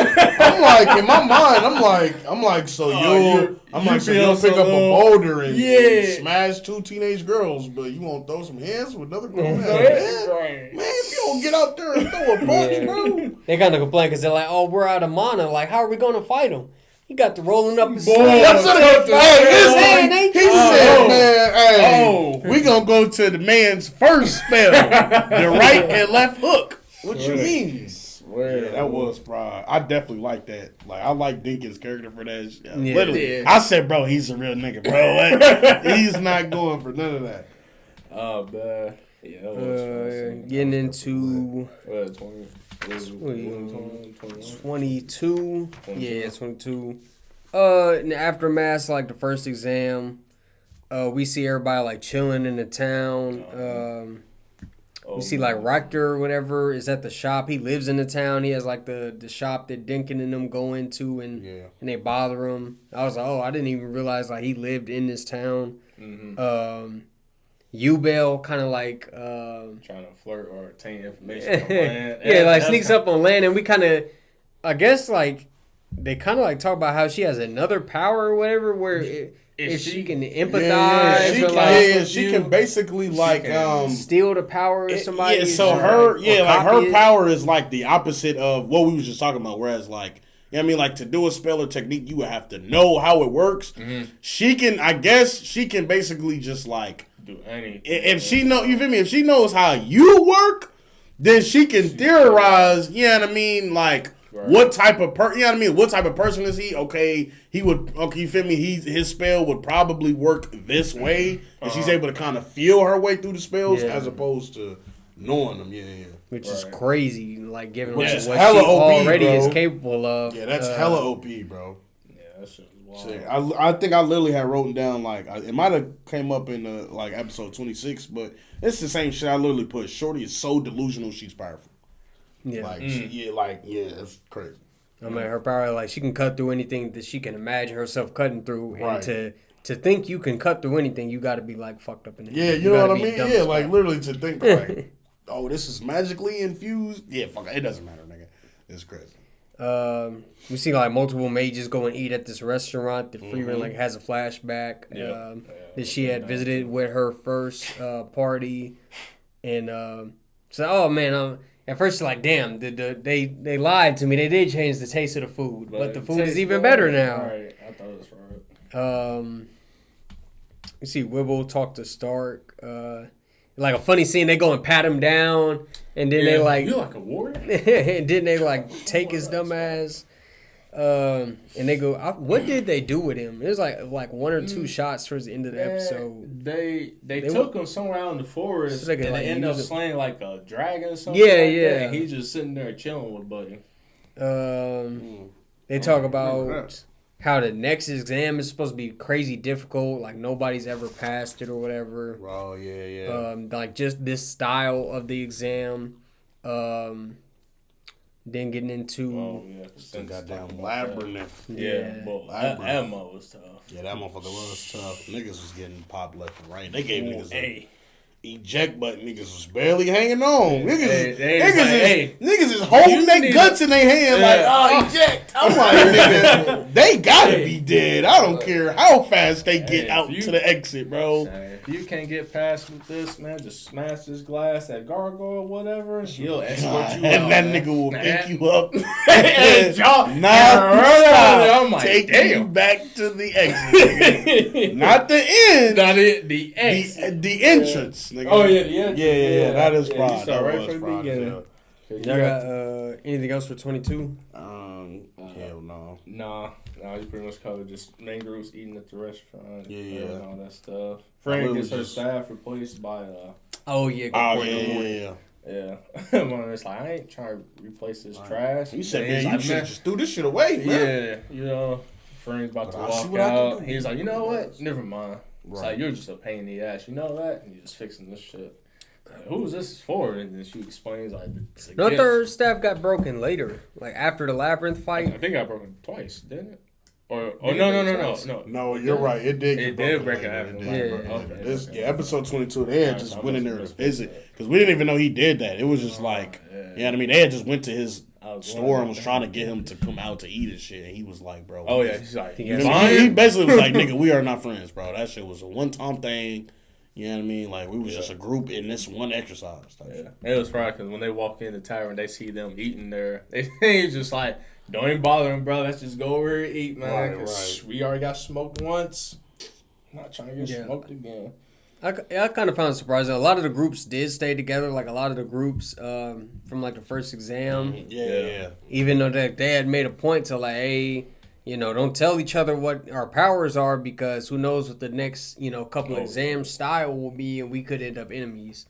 But, I mean, it was cool because I like the dynamics between the members of each group. Yeah, they did a good job with that. Despite how many characters they threw at us, because I wasn't expecting to be that many, you know, especially if they were going to pass the first exam, or if they didn't pass the first exam, we weren't going to see them again, but they ended up all passing the exam. We were going to see them the next one. So I like what they're doing here. They're not throwing too many backstories of these characters. I mean, I'm fine with that. I don't know how you guys feel about it, but I'm fine with them not throwing too many backstories and trying to force the audience with to feel for these characters in a sense of like that. Other than Rebel and Ubel, and that's it. The two. Yeah, I'd say like me personally, I think like with me knowing like, all right, bro, this is getting towards the end of the season. Like, you know what I mean? Right. After they had introduced, you know what I mean, like this big like extra group of characters. Right. I just, you know what I mean? I just kind of chalked it up like, okay, you know what I mean? Like we might see some cool powers, but I wasn't expecting to like. You feel me? Like I wasn't expecting to like get to know them or nothing like that. Cause I'm like, feel me? I'm like, bro, this shit almost over. Like, you feel me? There's no way y'all about to try to get me to care about these niggas before they get killed off or lose their battles. So you feel me? I would just, I just assumed like, you feel me? They might have some cool powers, but. Mm-hmm. Cause they also add like one or two more characters that we really didn't. Yeah. We see them in Exam 1, but in Exam 2, we seen really, like maybe one or two new faces that became part of the group. Mm-hmm. But so yeah. But yeah, Exam 2 is wild. Yeah, 23 is like the very beginning of the second exam. They explain the whole thing, like the labyrinth.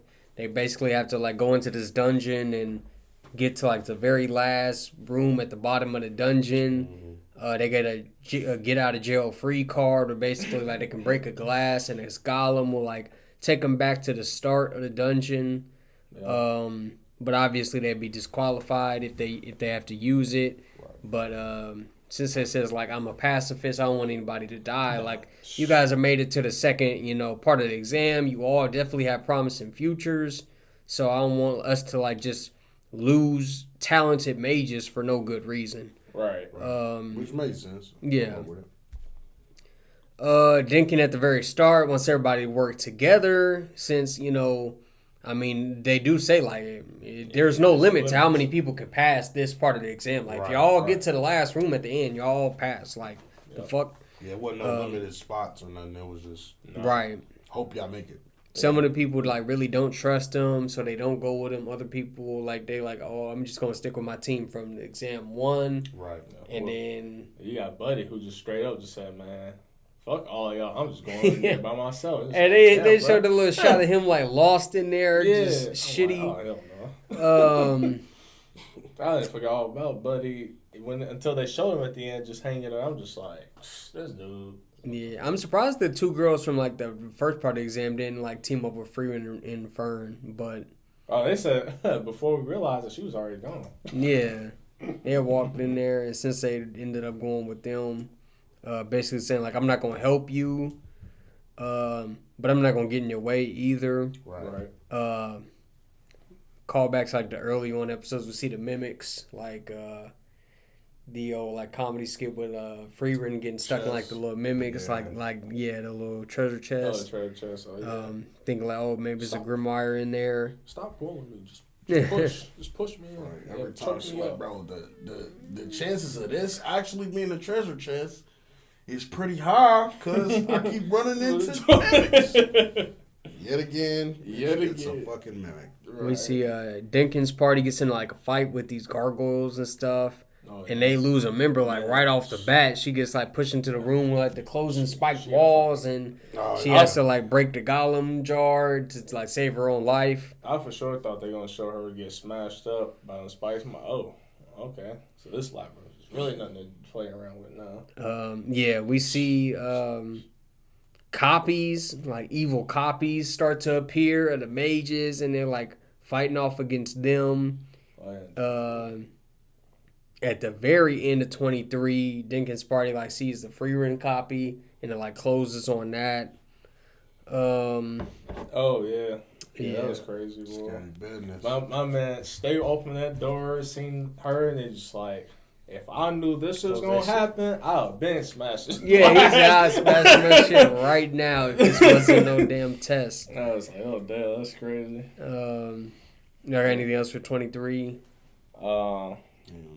I'll say I like the action they showed in it was definitely dope. I mean, Yeah, the fights are good in this episode. Oh yeah, for Yeah, sure. I, This whole test. It goes without saying, like 2024 show, like Oh yeah, they had the fights and animation. I know we haven't been like hitting on it a lot, but like but when they do show them, the animation in the show is amazing. It reminded me of, I don't know if you guys seen anime Mushoku Tensei, but it kind of gave me vibes of that, just the way how the magic works and the character designs kind of reminded me of it a little bit, but Right. I haven't seen the show, so I can't really touch on like the animation or the fights. Okay, Being similar. Yeah, some of the hints of the angles that they did, the shots, it kind of gave me that vibe of it when I did see the fight.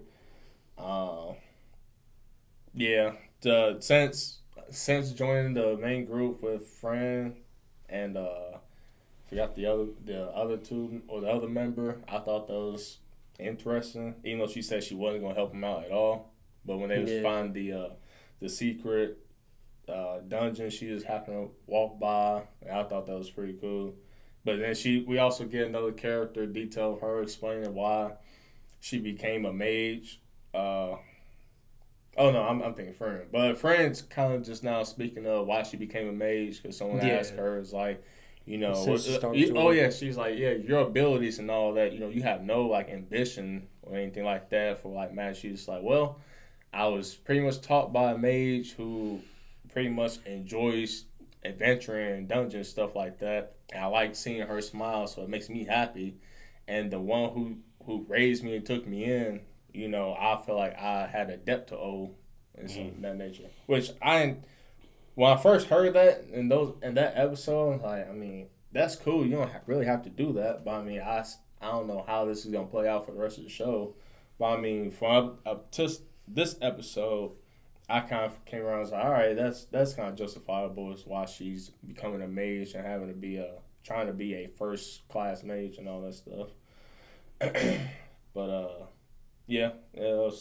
but 23 was pretty cool. Then 24, and 24 get real juicy from here. Yeah, beginning of 24, we kind of get like an answer to like why we're seeing all these like evil copies of the mages, and they talk about like the Spiegel water mirror demon is like in the labyrinth, and that's what's causing all of these like copies to appear.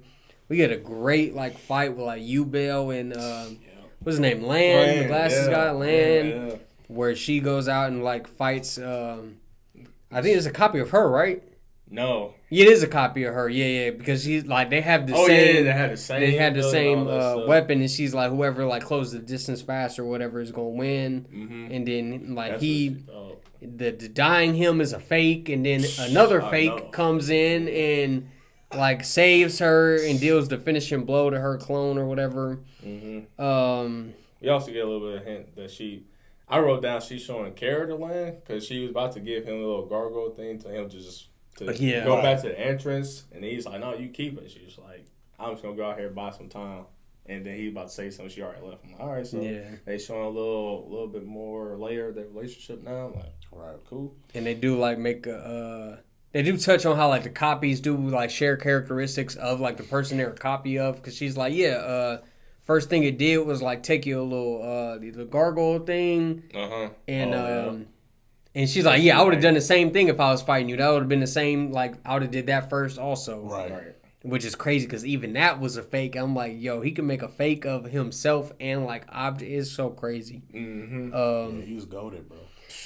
That's one of the coolest mages I feel like was in the whole test. We see Sense, like a clone of Sense is down there too. Yep. And I think Dinkin's group, somebody's group like fights off against him for a little bit. It was who? No, it was Eden. So remember when Dinkin's group was just sitting out there by the front door? Pretty much. They already at the door. And then I think her name is Method. I think that's her name. The blonde girl. And she's like, man, the only one that I can think of that help with like hypnosis or whatever is Eden. Well, Adele and her and the other two priests, I guess, were just trapped because of Senses is just there about to like fuck them up, and she did right with the hair, just like the hair going everywhere. That was crazy. We see Wibbo's group. They fight like literally their own clones, like a 3-on-3 fight. Frieren and them, they like meet up with Denkin at the door, and at the very end of the episode, and they try to come up with a plan to kill the Frieren clone. Yeah. I wrote down Frank to kill Frieren. I'm like, huh? So how it's like she just said that out of nowhere. Yeah. And that leads up to episode 25, bro. Right. When we get to there, she's like, hey, why don't you just walk over there? She's walking, and you just see the camera angle, her about to clench her fist, and then the projectile magic hits her. I'm like, oh, shit.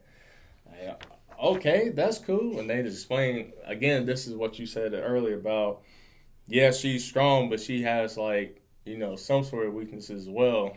But it don't even fucking matter because just who she is as a mage, you know. All right, episode 25, man. After planning about how they'd take on the Frieren clone, they basically come up with Frieren and Fern going to face the clone alone. Everybody else going to keep the remaining clones from, like, flanking them from behind and interrupting the fight. We get the flashback scene where Frieren's master basically has Frieren go to Siri with her like dying wish or her last note, basically telling her about how she's gotten like the humans to accept magic, and everybody now has a free chance to practice magic without it, you know, being taboo or people looking down on them or people thinking like they're a witch or trying to go on like witch hunts or whatever. After that, Siri and Frieren, like, they take a walk. Siri tells Frieren about how her master was, like, when she was younger and she was being trained. Tells her basically that if Frieren does not die by the demon lord, then it would be only a human mage would be capable of killing her. And then at the end, we cut back to the Fern and Frieren battle, and we see Fern take advantage of the opening that Frieren creates, and it lands like a big attack on the Frieren clone. What'd you guys have, or what'd you guys think of 25? For 25, I basically had just put that what's her name? Flame. I said she really changed like the mage world, just, you know what I mean, like with her being, like you said, her being kind of like the catalyst or the one to really like actively try to change people's perception of magic. And then, you know what I mean, she came to Siri like, hey, I want you to kind of overlook this, like, you know what I mean, like association or like this kind of like uniform like institution that's gonna, you know what I mean, kind of help bring like all mages together and kind of, you know what I mean, like help like unify just like the study of magic. So I thought that was cool.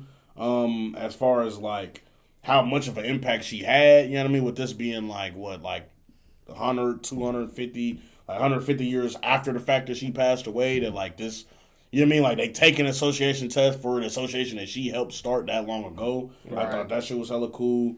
And yeah, just the fact that like Frieren is kind of like kind of how you said earlier, like you touched on, like anybody like in this fantasy world that is like anywhere near like the strength of Frieren, she has either like encountered them or like, you know what I mean, like she's connected to them in some way, whether she's like battled them before or like has studied under them or, you know what I mean, has learned something from them. Like she's kind of like the top of the food chain when it comes to just like magic, power and ability like in this world.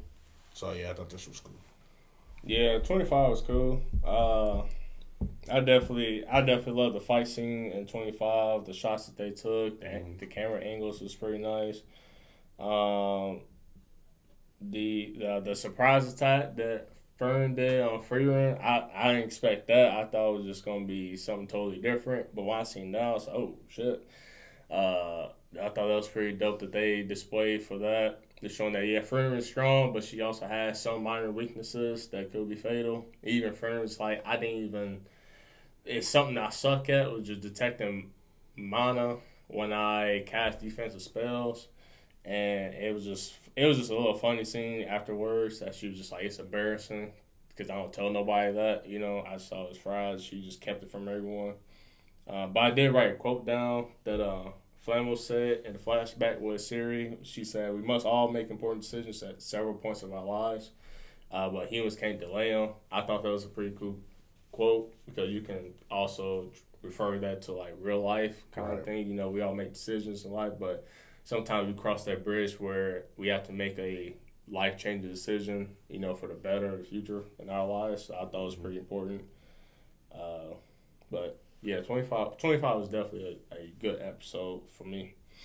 Yeah, I thought they made a good point about like the other clones possibly like flanking them.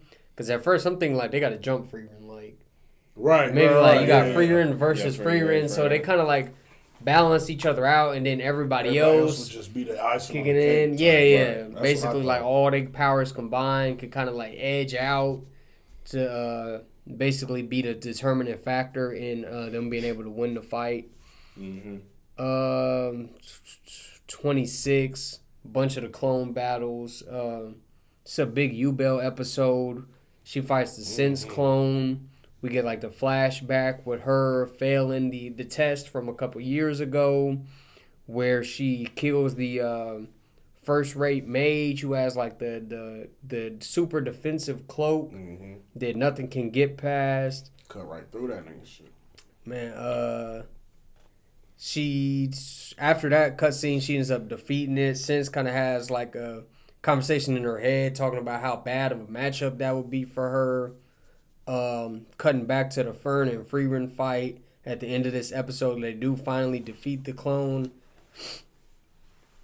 That fight was probably one of the best fights probably of 2023. What? If not 2024. Just that fight scene, that battle with Fern and Frieren versus the Frieren clone. That definitely. No, it was. That's right. Definitely best was fight hard.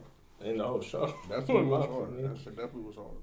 Yeah, definitely easily the fight of this show. Especially the scale of it. You know, in that big ass room, it was just ridiculous. What you guys have for 26? The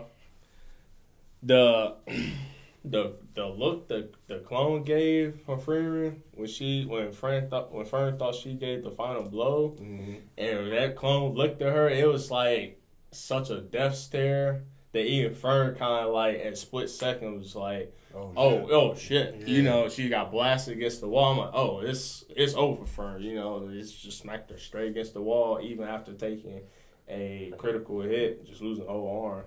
You know, yeah. 26 was definitely dope, and that scene in itself just stood out to me a lot, and it definitely gave me wonders of, you know, if will we ever see Frieren get to that stage, you know, in the next season or anything like that? You know, if somebody push her to the limits, right? You know, because we only see her just, you know, these casual fight scenes and anything like that. So we've never seen her like actually unleash her full capabilities. So that'll be something to look forward to if they do make a second season. I definitely agree. And then even after that, like Frieren coming in with like the final attack, like hitting the floor, and then the beam of light. Oh, yeah. Definitely a great fight scene. A great way to close it out. U-Bell just where this would put her like on the power scaling is just like crazy. Thinking about like the effortless fights that she's had up until this point, taking out her own clone.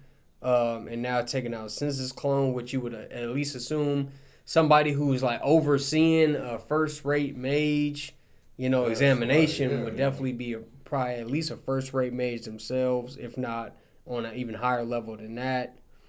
Going to 27. This kind of being like the aftermath of the second exam. All the mages like wandering around the town reflecting on how they did in the second exam. Obviously, some of them failed and had to like basically like break the glass and have the golems carry them to safety. Others passed, riding on Frieren's coattails, getting that easy dub. We see Frieren gets Fern's staff fixed.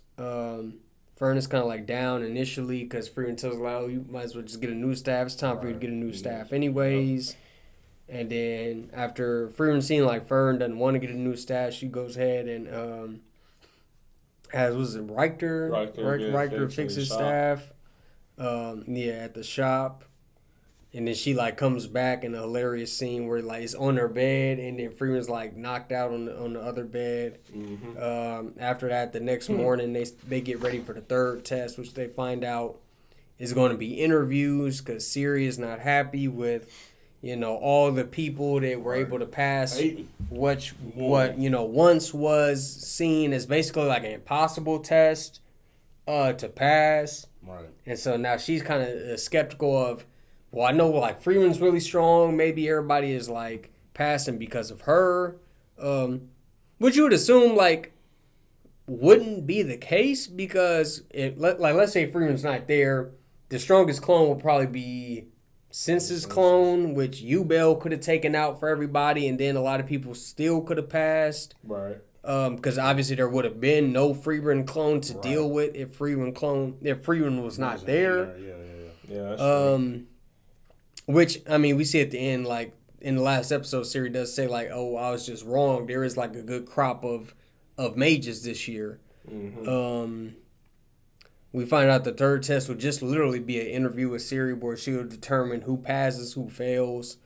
We get a flashback giving us, like, more about Himmel and Frieren's, like, relationship and their backstory where we see that Himmel basically tells Frieren, like, hey, I don't know if you remember, but I already met you. Right. Basically a flashback of her showing him the flower spell when he was, like, lost in the forest, and her basically trying to point him towards the way where the village was so he could get help to get back home. What'd you guys have for 27?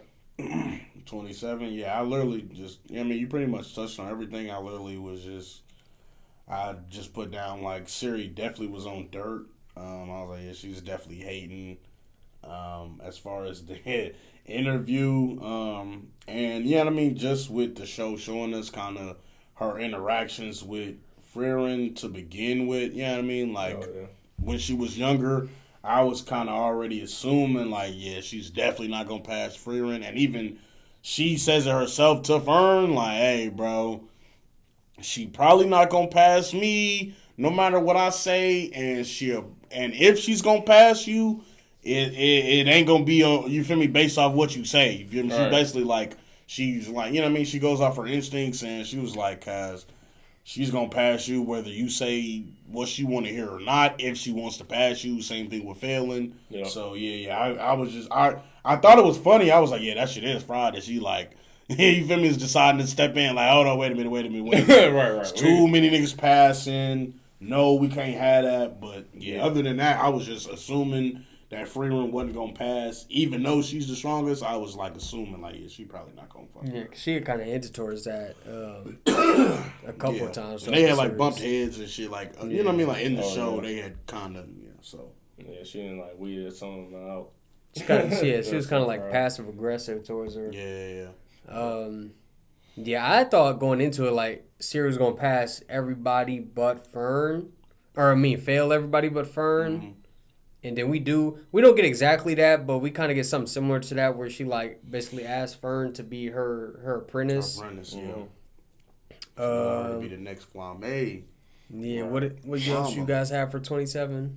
I just thought it was funny and just tack on what T was saying. That it was just so fried how fast she was just failing people. Because Connor just came in and she was just like, excuse me. She's like, you failed. Like, you already failed already. Don't even worry about it.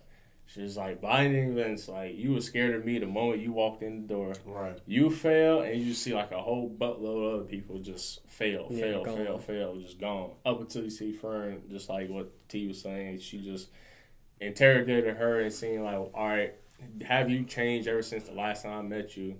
Right. And she even questioned her, like, what is your favorite spell? So I spelled the flower that her mentor likes. And she was pretty much disappointed in that and obviously failed her. But other than that, 27 was cool. She also talked about how her thinking that when she defeated the Demon Lord, she was lucky. She was like, well, no, she don't think she was strong enough to defeat the Demon Lord. And she like, no, I was just lucky, about being with the group of heroes I was with, you know, it wasn't just about my strength. It was just about me being around other great people, you know. And I thought that was a cool little dialogue there. And yeah, 27 was pretty cool as far as the whole third exam goes. That's pretty much what it was all about. Yeah. I can see it's getting like a Frieren movie, but like the Demon Lord fight, just like a prequel movie. Okay. Yeah, that'd be cool. 28, we start to see some of the people who end up passing: Yubel, Denkin, Lon, Weebel, and then of course Fern passes. I felt like really the only one of the people who did pass it shouldn't was probably Weebel, just off of like what we saw from like battle prowess. Like he didn't seem like. He kind of seemed like a step below everyone else, like from what we had seen him do. Yeah, I feel like as far as like, I feel like in terms of like mage wise, you know what I mean? Like would I be like, all right, this nigga's a strong mage? Probably not, but I feel like in terms of like, you know what I mean? Because they said like it's a, you feel me, like a commander. Like that's what I said. Like in terms of like battle prowess, like in terms of like a fighter, like an opponent, he definitely can rumble with any one of them niggas.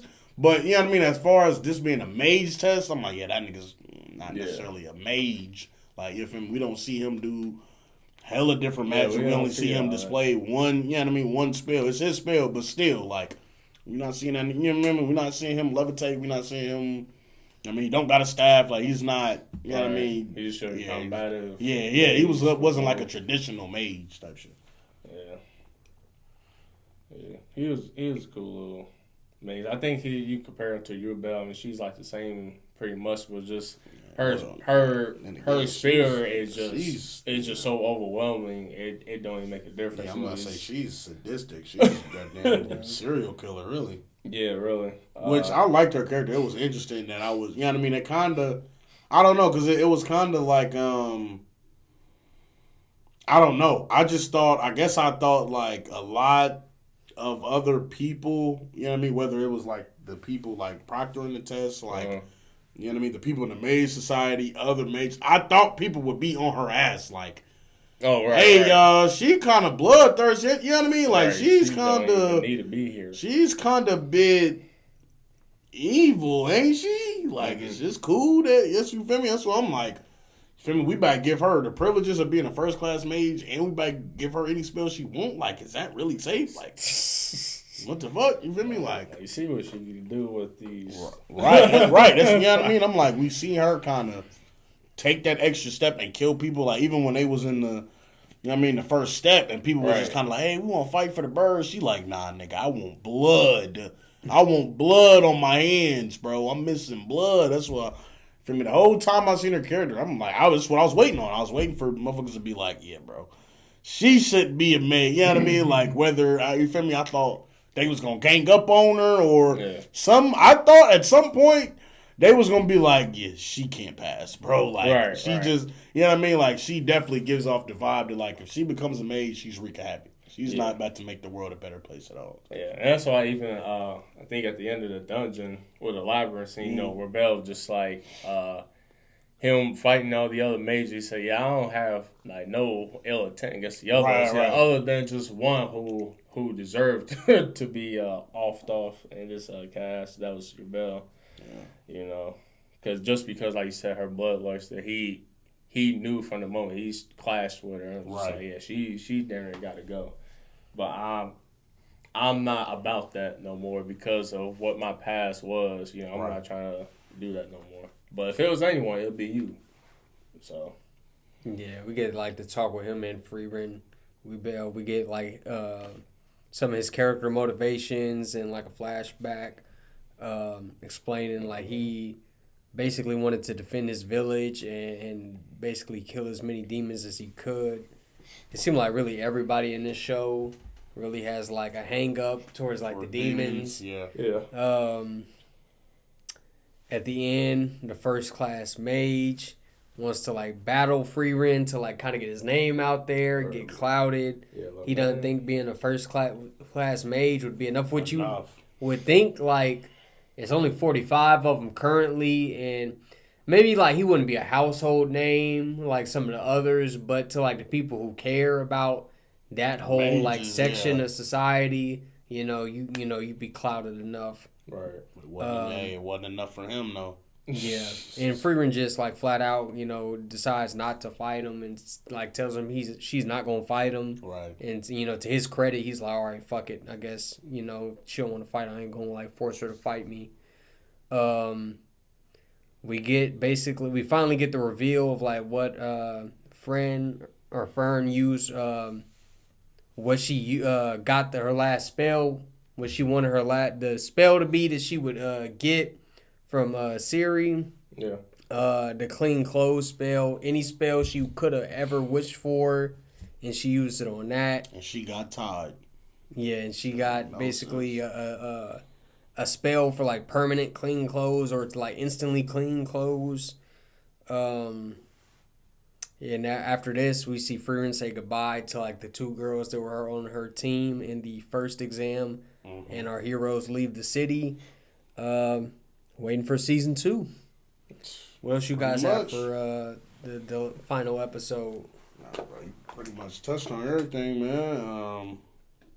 I would say I think it was just Fried that like, for me, I guess Fern started to take on after Frieren, and like that's the type of spell that she decided. You know what I mean? Like, this once in a lifetime opportunity to get any spell you could ever want. Feel me? Could have a nuke trump card for battle, like a heal all. You feel me? Heal all injury spell, cure all poison sickness spell. But you decide to go with that one. I guess. You know what I mean? Like, I get it. It makes sense as far as like her character in the course of the story. But I'm like, common sense wise, that shit was. I mean, definitely a waste. But I mean, it is what it is. I think. Other than that, you know what I mean? I feel like. Like you said, like, they come out with a season 2, man, or if they come out, you know what I mean, with like a prequel movie, we get to see the original party versus the Demon King or something. You know what I mean? I would be interested to just see more of that first party. And you feel me? Like I said, even if I feel like if they come out with a season 2 and the season 2 is just more of the same, I feel like it will help. Like my perception and my rating of the show overall, because I feel like that's one thing that it was kind of lacking, was like just time spent, you feel me, with either cast. Like, I feel like, you know what I mean, the show tried to split it up between the two, so you don't really get a feel or a love for either group specifically.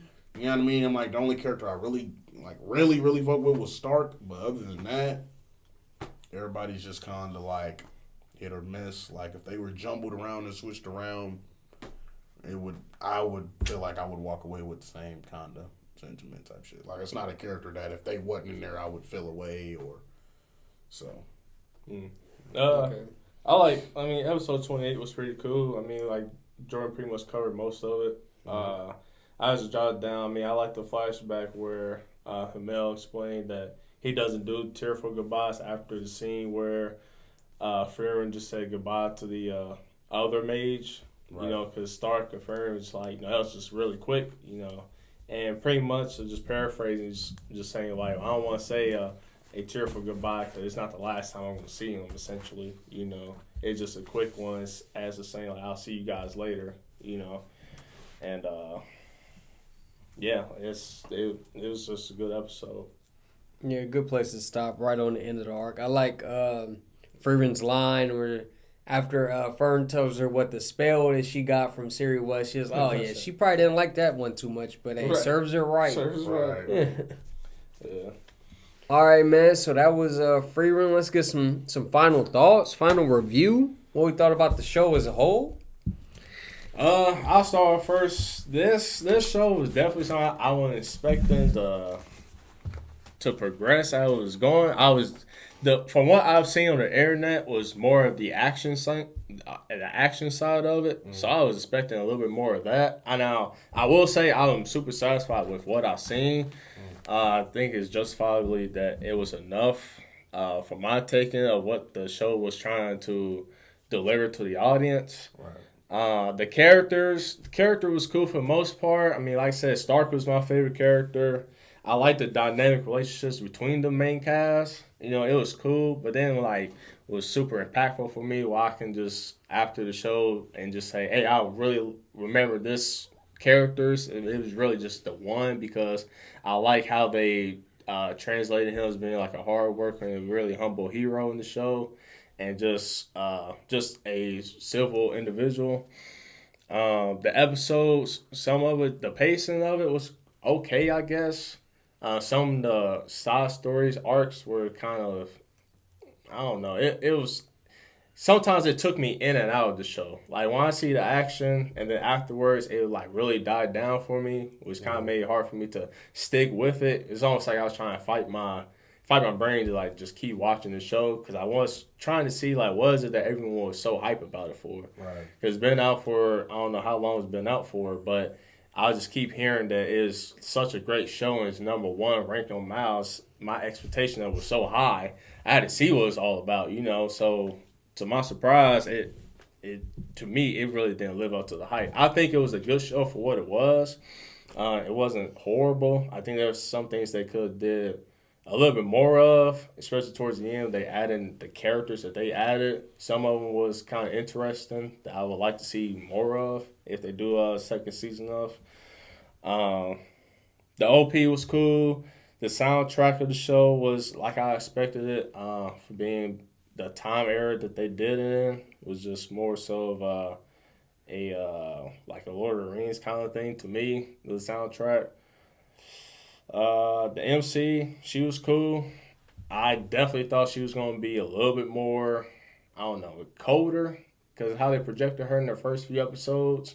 But it was just showing that she was just growing as an individual and trying to be more understanding of humans. Even though she lived for so long, you would think she would know how she can actually adapt and be more having these relationships with people. But she kind of still had just a little fight, tenacity against that.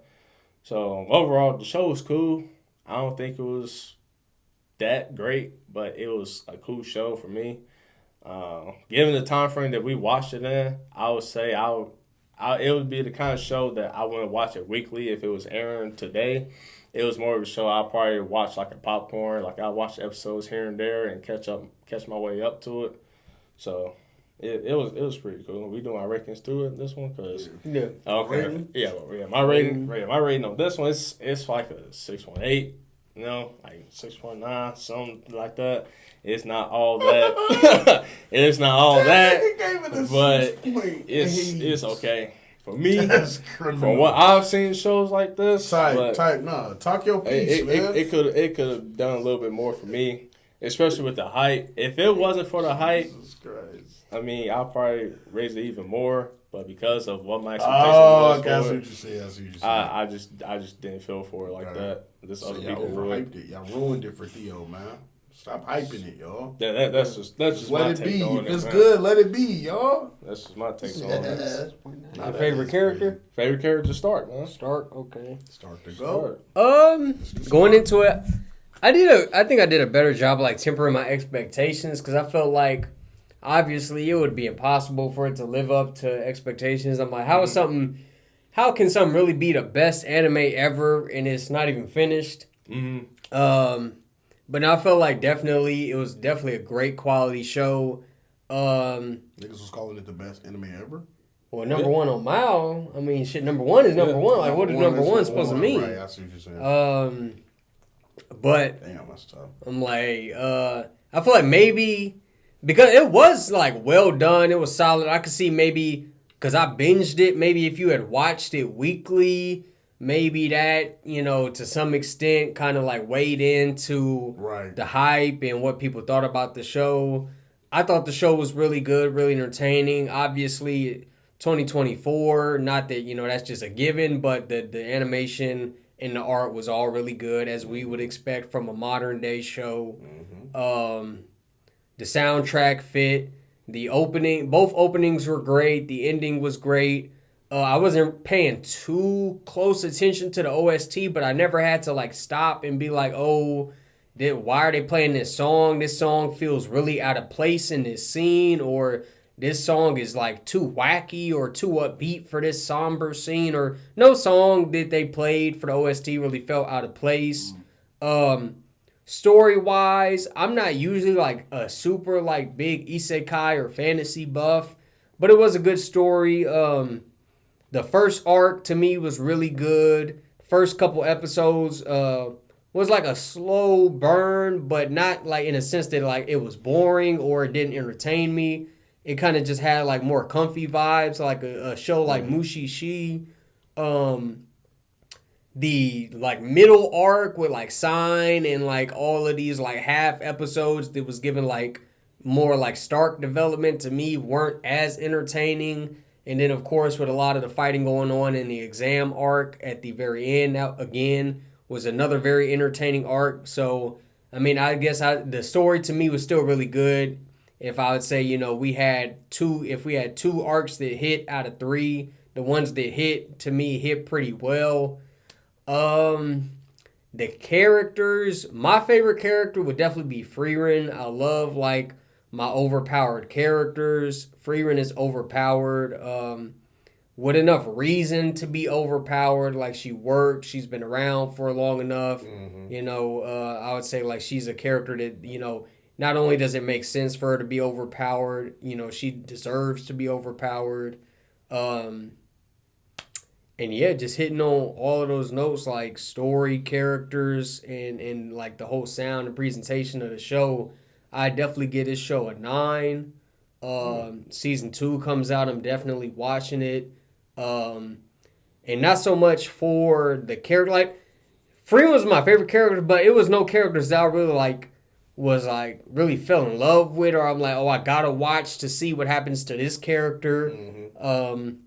Again, we kind of discussed like the original like group of heroes. You know, they get, you know, limited screen time. You get a sense for what their personalities were like, but they come off almost more goofy than badass. Aizen, the closest one to probably being a badass, is like the quietest one. So we probably get the least amount of characterization on him.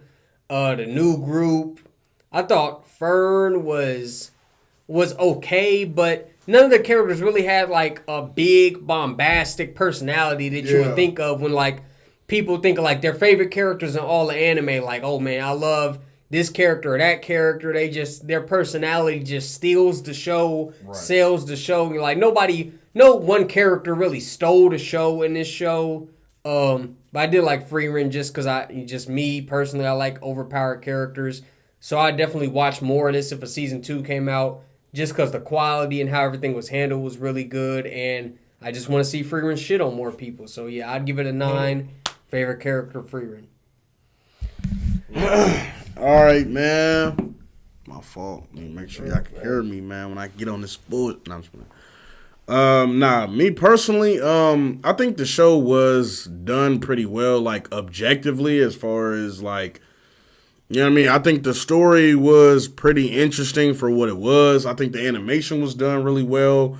You know what I mean? Like we talked about all show, basically, like the fights in the show were amazing. Like, you know what I mean? Like anytime there was any type of action, like anytime there was any type of hinting towards action coming up, I was definitely excited. You know what I mean? I couldn't wait to see, you know what I mean? Like what new form of magic, you know what I mean, somebody was going to use, or what, you know what I mean, different fighting style we might see. So I would definitely say the show did a good job of that.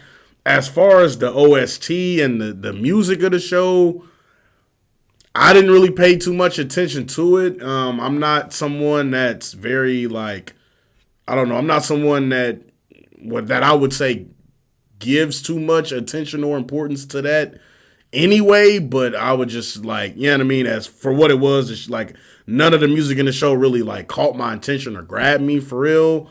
As far as the characters, they were all right. You know what I mean, my favorite character was Stark. Other than that, I felt like the first cast, kind of like what Jordan was hitting on. Me personally, I feel like we didn't really like get to see them enough for me to, you know what I mean, like for me to think they were badass and cool, or for me to even get why, you know what I mean, Frieren is so like attached and is even embarking on this long journey. You know what I mean? I'm like, I didn't really fall in love with the first crew of adventurers.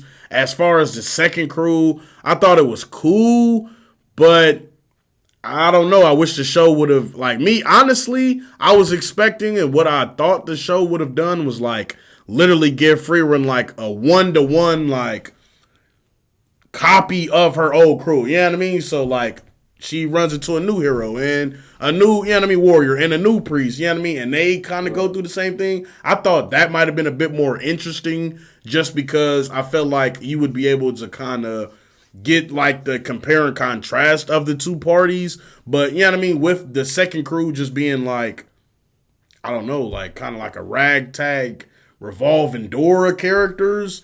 You know what I mean? It's kind of like, you know what I mean? I'm like, Fern was cool for, you know what I mean, the time that we've seen her. I really like Stark, but I'm like, Zine, because, you know what I mean? Like, he was cool the time he was there, but, you know what I mean? I'm like, he was only with the group for like three episodes. Other than that, you know what I mean? It's just these three. So, I mean, I get it. I get the hype. Like I said, I feel like objectively the show was done well. But as far as like, you know what I mean? This is not like in my top new favorite shows. This isn't, you know what I mean, in my top favorite shows recently that I've watched like on the podcast. So, you know what I mean? I'm like, I would rate it about an 8. You feel me? And that's just, you know what I mean? If I have to give it credit for the things that it did well, I can't take that away from the show. But with me feeling, I feel like this show is definitely more character driven. So, you know what I mean? Me not really falling in love with that first cast or the second cast really kind of, you know what I mean? Like the moment I decided I wasn't in love with the characters was the moment I decided like, yeah, this show's cool, but Anime of the Year, #1 on Mal, I don't know about that, but you know what I mean? Like to each his own, man. So yeah, I give it an 8, and favorite character would be Stark. All right. Round my rating up to 7. Y'all same face. He's disrespectful. 7. Hey, 6.8. We'll round that shit up to 7. 6.8, y'all. Attack him in the comments. I'm talking about.